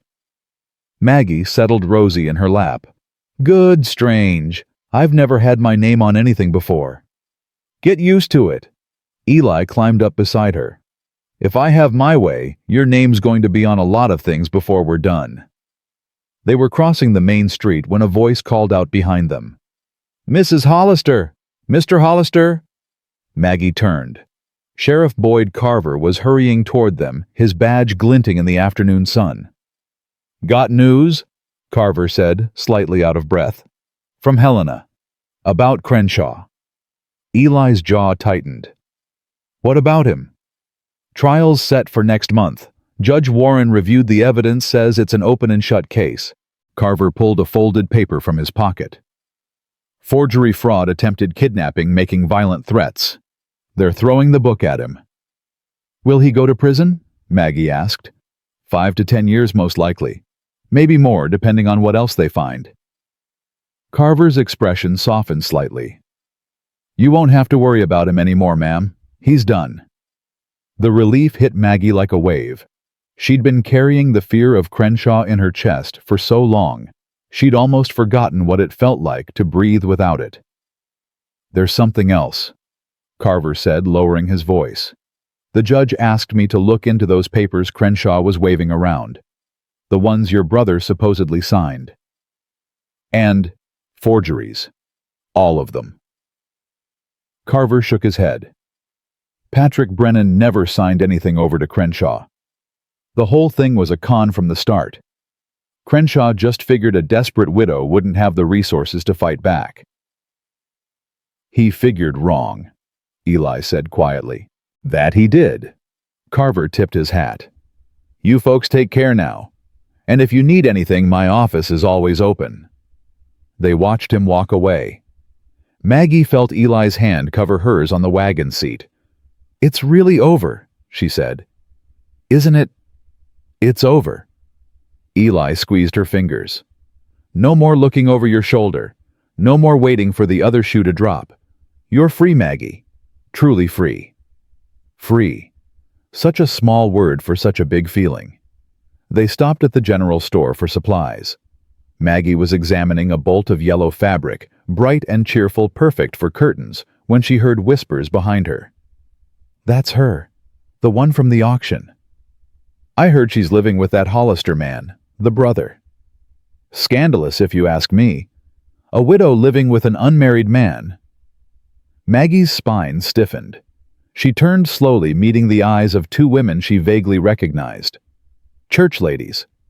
The kind who'd watched her auction without lifting a finger. "Can I help you?" she asked coldly. The women had the grace to look embarrassed. One of them, gray-haired, pinch-faced, cleared her throat. "We were just saying, Mrs. Hollister, that it's good to see you looking well, after everything that happened." "Everything that happened." Maggie's voice was flat. "You mean the auction? The one where you stood in the crowd and watched men bid on me like I was livestock?" "Now there's no need to." "There's every need." Maggie took a step toward them and both women backed up. "You could have spoken up. You could have helped. But you didn't. You just watched." The law allowed it. It didn't require it." Maggie felt years of anger rising in her chest. "You made a choice that day. You chose to do nothing. And now you want to whisper about me behind my back. Judge me for who I live with." The gray-haired woman's face had gone red. "I never—" "Save it." Maggie turned back to the fabric, dismissing them. I don't need your approval. I don't need anything from people who wouldn't help me when I was desperate but have plenty to say now that I'm standing on my own feet. She felt Eli's presence behind her before he spoke. Everything all right? Fine. Maggie picked up the yellow fabric. I want this one, for the kitchen windows. Eli glanced at the retreating women, then back at Maggie. A small smile tugged at his mouth. You're something else, you know that. I'm tired of being small. Maggie met his eyes. Tired of apologizing for existing. Tired of letting people who've never helped me have opinions about my life. Good. Eli took the fabric from her hands. Then let's give them something to really talk about. What do you mean? I mean... He paused, something shifting in his expression. I've been thinking. About us. About what comes next. Maggie's heart stuttered. And... not here. Eli glanced around the store. Tonight, on the porch, there's something I need to ask you. The rest of the day passed in a blur of anticipation. They bought their supplies loaded, the wagon started the long ride home. Maggie tried to focus on Rosie on the familiar rhythm of travel, but her mind kept circling back to Eli's words. Something I need to ask you. She knew what it was. Had to be. But knowing didn't stop her heart from racing every time she thought about it. They reached the ranch as the sun was setting. Eli helped her down from the wagon, his hands lingering at her waist. Get Rosie settled, he said. Then come outside. I'll be on the porch. Maggie fed Rosie, changed her, sang her the lullaby that always put her to sleep. Her hands were shaking the whole time. This is ridiculous, she told herself. You're a grown woman. You've been married before. This shouldn't feel so terrifying. But it did. Because this was different. This wasn't a marriage of convenience or desperation. This was a choice. Her choice. She found Eli on the porch, sitting on the top step, looking out at the mountains. He stood when he saw her. Maggie. Eli. They stood there for a moment, the air between them charged with something electric. I had a speech prepared, Eli said finally. Spent all day working on it in my head. But now that you're here... He shook his head. I can't remember a word of it. Then don't give a speech. Maggie stepped closer. Just say what you need to say. Eli reached into his pocket and pulled out something small. A ring. Simple gold with a tiny blue stone that caught the last light of day. This was my mother's, he said. She gave it to me before I enlisted. Told me to give it to the woman I wanted to spend my life with. Maggie's breath caught. I was supposed to give it to Sarah, but I kept putting it off, kept telling myself there'd be time later. And then... His voice roughened. There wasn't. Eli, I'm not making that mistake again. He took her hand, pressed the ring into her palm. I know it's fast. I know we barely know each other. I know there are 100 reasons why this is crazy, but I don't care about any of that. What do you care about? You. The word came out raw, honest. I care about you, Maggie. About Rosie. About building something together that neither of us could build alone. He dropped to one knee, and Maggie felt tears spilling down her cheeks. Margaret Hollister. I'm not a perfect man. I've made mistakes. I've got scars inside and out. I still have nightmares, and I still wake up some mornings not sure if I deserve to be happy. Eli. But when I'm with you... His voice cracked. When I'm with you, I want to try. I want to believe that maybe the past doesn't have to define the future, that maybe two broken people can build something whole. He looked up at her, and his eyes were bright with unshed tears. Will you marry me, Maggie? Will you let me be your husband and Rosie's father and whatever else you need me to be for the rest of our lives? Maggie stared down at him, at this man who'd saved her and lied to her and loved her through it all. And she knew with a certainty that went deeper than thought what her answer was. Yes. The word came out as a whisper, then stronger. Yes. Yes, Eli. I'll marry you. He was on his feet in an instant, pulling her into his arms, kissing her with all the desperation and joy of a man who'd finally found what he'd been searching for. Maggie kissed him back, her arms around his neck, the ring clutched in her fist, and felt something click into place in her chest. Something that had been broken for so long she'd forgotten it was supposed to be whole. I love you, she said against his lips. I should have said it before. I was scared. But I love you, Eli. I think I've loved you since you stood on that auction platform and told Crenshaw you'd take his teeth. Eli laughed a real laugh, full and warm. That's when you fell in love with me. When I threatened violence. You threatened violence on my behalf. There's a difference. He pulled back, cupping her face in his hands. I love you too. God, Maggie. I love you so much it scares me. Don't be scared. She covered his hands with hers. We're going to be all right. I know we are. They stayed on the porch until the stars came out, talking and kissing and making plans. A small wedding, they decided. Just them and the Redbirds and whoever else wanted to come. And after that, the adoption. Making Rosie legally Eli's daughter. I want to do it right, Eli said. The ceremony, the papers, all of it. So do I. Maggie leaned against his shoulder. I've never had a real wedding. With William, it was just signing papers at the courthouse. I always wanted, what did you want? Flowers. She felt foolish saying it. A dress that wasn't borrowed. Someone looking at me like... She stopped. Like what? Like I was the most important person in the world. Eli was quiet for a moment. Then, you'll have flowers and a dress. And I'll look at you like that every day for the rest of our lives. Because you are Maggie. You're the most important person in my world. They were married 2 weeks later. The ceremony was small, held in the meadow behind the cabin. Martha Redbird had helped Maggie sew a dress from the yellow fabric, not traditional, but bright and hopeful, like the future they were building. Wildflowers grew everywhere, and Maggie carried a bouquet of them down the makeshift aisle. Eli stood waiting for her in his best suit, the one he'd worn to his brother's funeral. But there was nothing mournful in his expression now. He looked at Maggie like she was the sun coming up after a long, dark night. Reverend Peters from town performed the ceremony. He'd been at the auction too, another one who'd done nothing, but he'd come to the ranch a few days later, hat in hand, to apologize. I was wrong, he'd said. I should have spoken up. I let fear of the law override what I knew was right. I'd like the chance to make it up to you if you'll let me. Maggie had let him. Because holding on to anger took energy she didn't have anymore, and because she was learning that people could change, could grow, could become better than their worst moments. Do you, Elijah Hollister, take this woman to be your lawfully wedded wife? I do. Eli's voice was steady, sure. And do you, Margaret Hollister, take this man to be your lawfully wedded husband?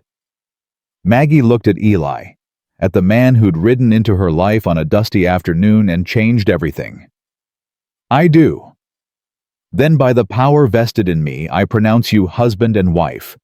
You may kiss your bride.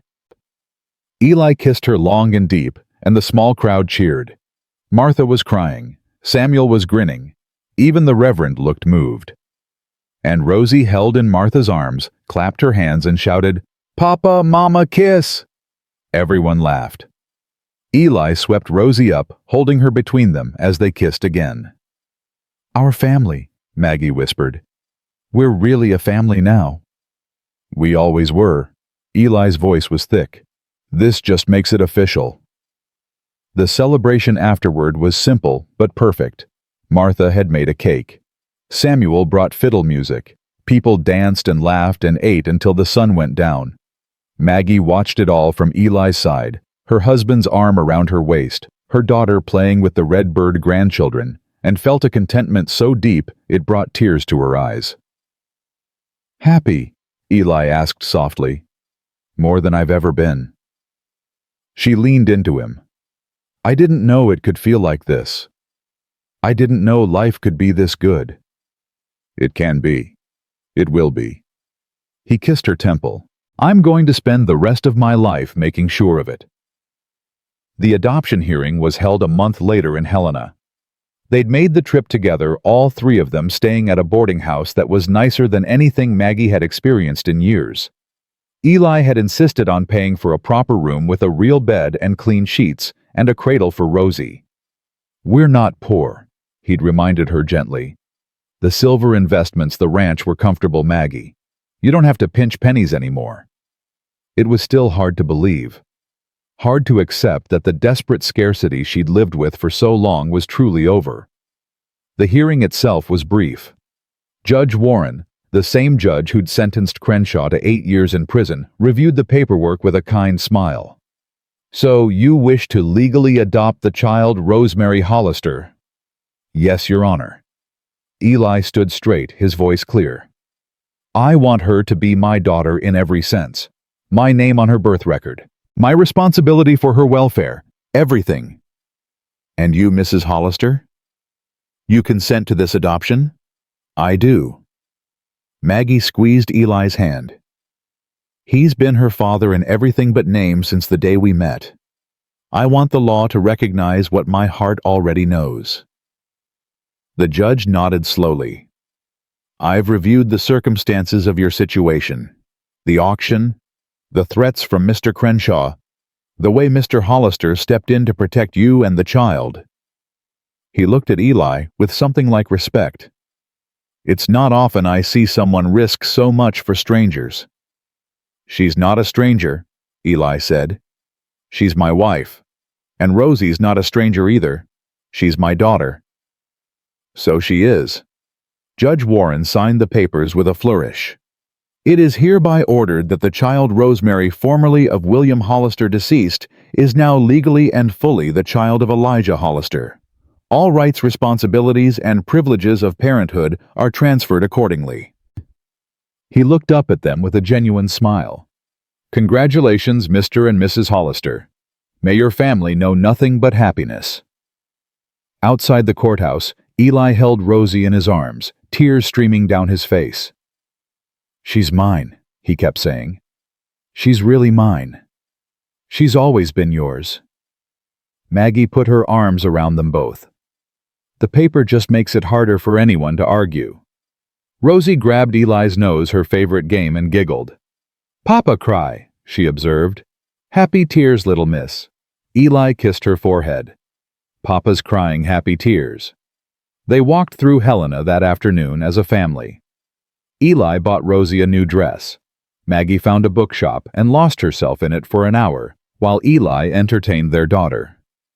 They ate dinner at a restaurant with real tablecloths and candles, and Rosie charmed every server who came to their table. This is what life is supposed to feel like, Maggie said as they walked back to the boarding house. Normal, happy, safe. Get used to it. Eli shifted Rosie to his other arm. Because this is your life now. Our life. That night after Rosie was asleep, Maggie lay in Eli's arms and let herself believe it. She was safe. She was loved. She had a home, a husband, a daughter who was legally permanently hers. No one could take it away. No one could auction her off or threaten her children or make her feel like property ever again. What are you thinking? Eli murmured against her hair. That I'm grateful. For you. For everything. I'm the grateful one. His arms tightened around her. You gave me a reason to live again, Maggie. You and Rosie. I was just existing before you came along. Going through the motions. Now I wake up every morning actually looking forward to the day. Even when Rosie cries at 3 a.m, even then. He laughed softly. Although I won't pretend I don't appreciate when she sleeps through the night. They lay in comfortable silence for a while. Then Maggie said quietly, I want more. Eli went still. More what? More children. The words came out in a rush. I know it's soon. I know we've barely started, but I want Rosie to have siblings. I want a big family like the one I never had. I want—" Eli silenced her with a kiss. "Yes," he said when they broke apart. "God, yes. As many as you want. As many as we're blessed with. Really. Really."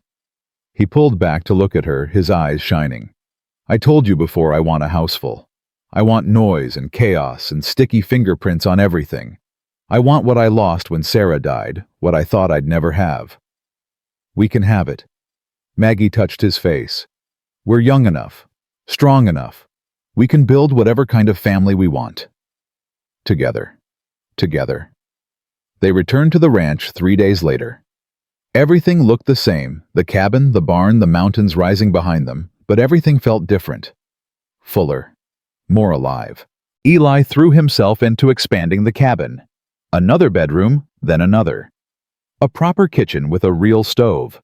A porch that wrapped around 2 sides of the house. Maggie worked beside him when she could, holding boards, while he hammered, passing him tools, learning skills she'd never expected to need. And through it all, Rosie grew. She was walking confidently now, toddling around the ranch like she owned it. She'd claimed the chickens as her personal pets and spent hours chasing them around the yard. Her vocabulary expanded daily.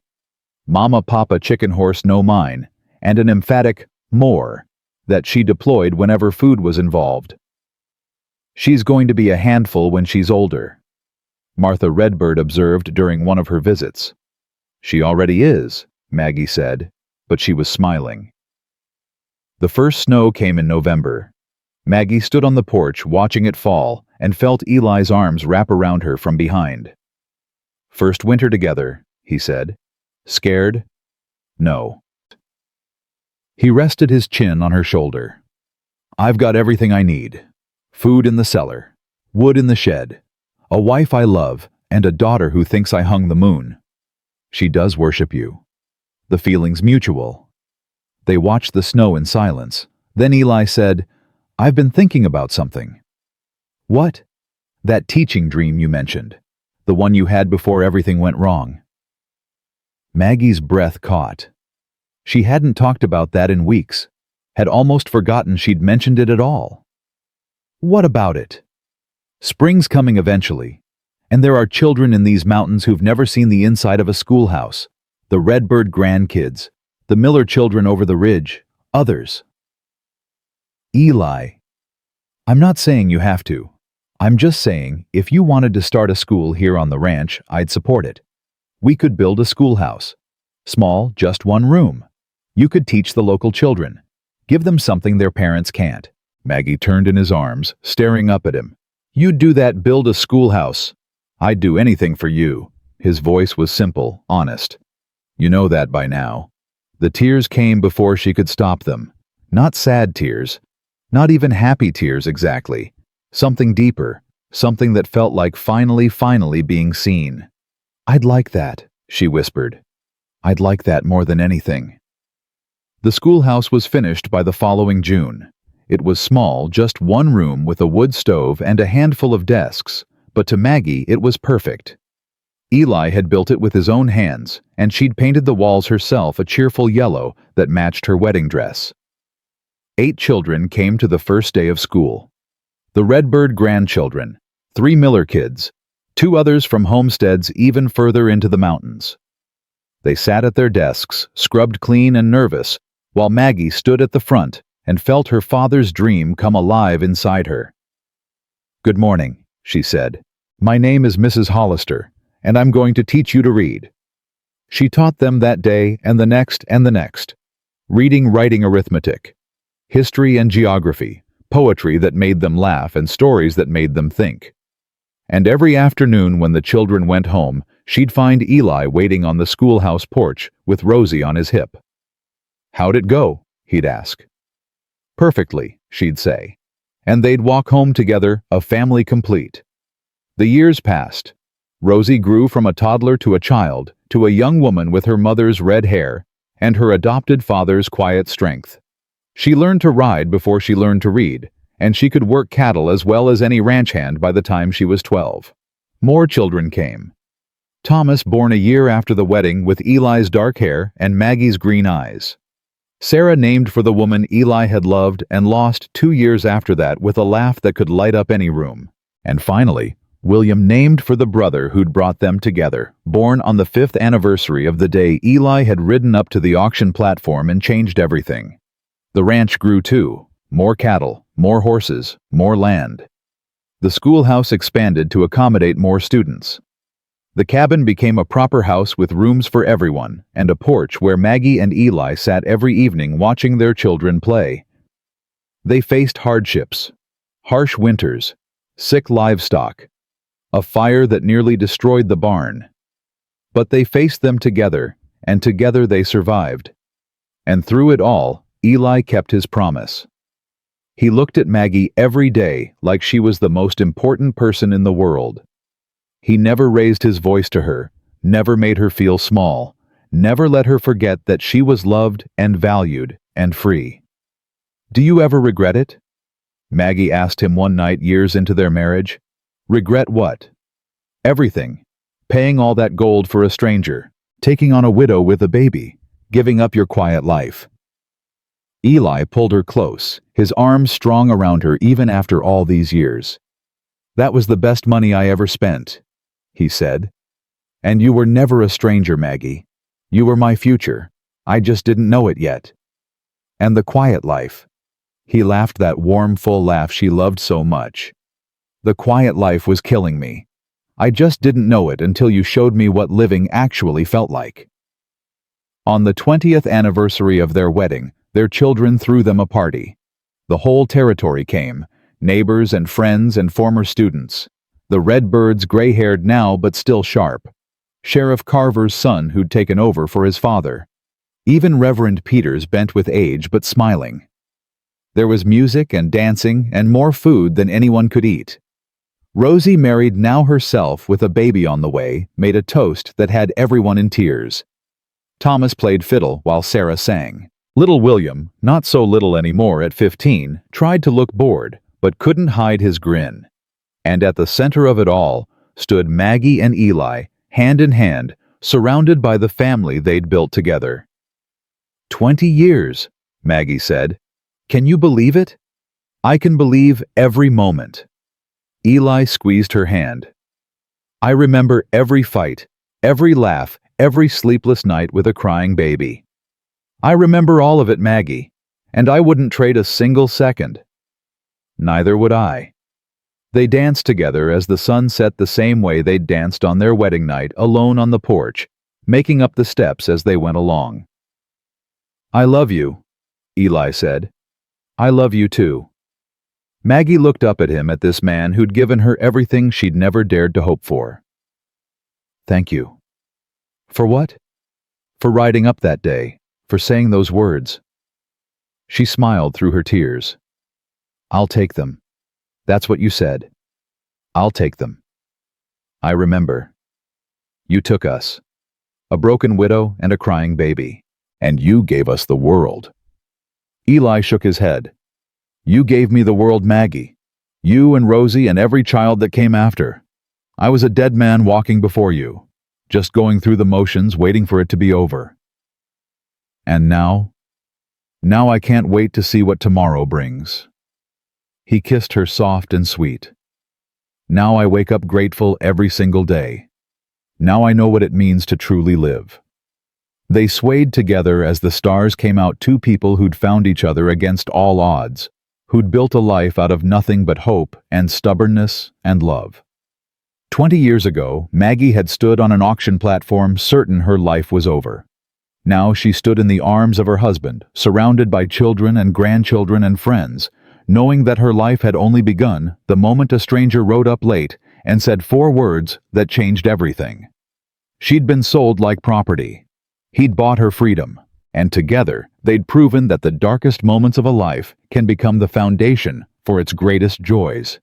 The widow who'd been auctioned off and the cowboy who'd saved her had become something neither of them expected.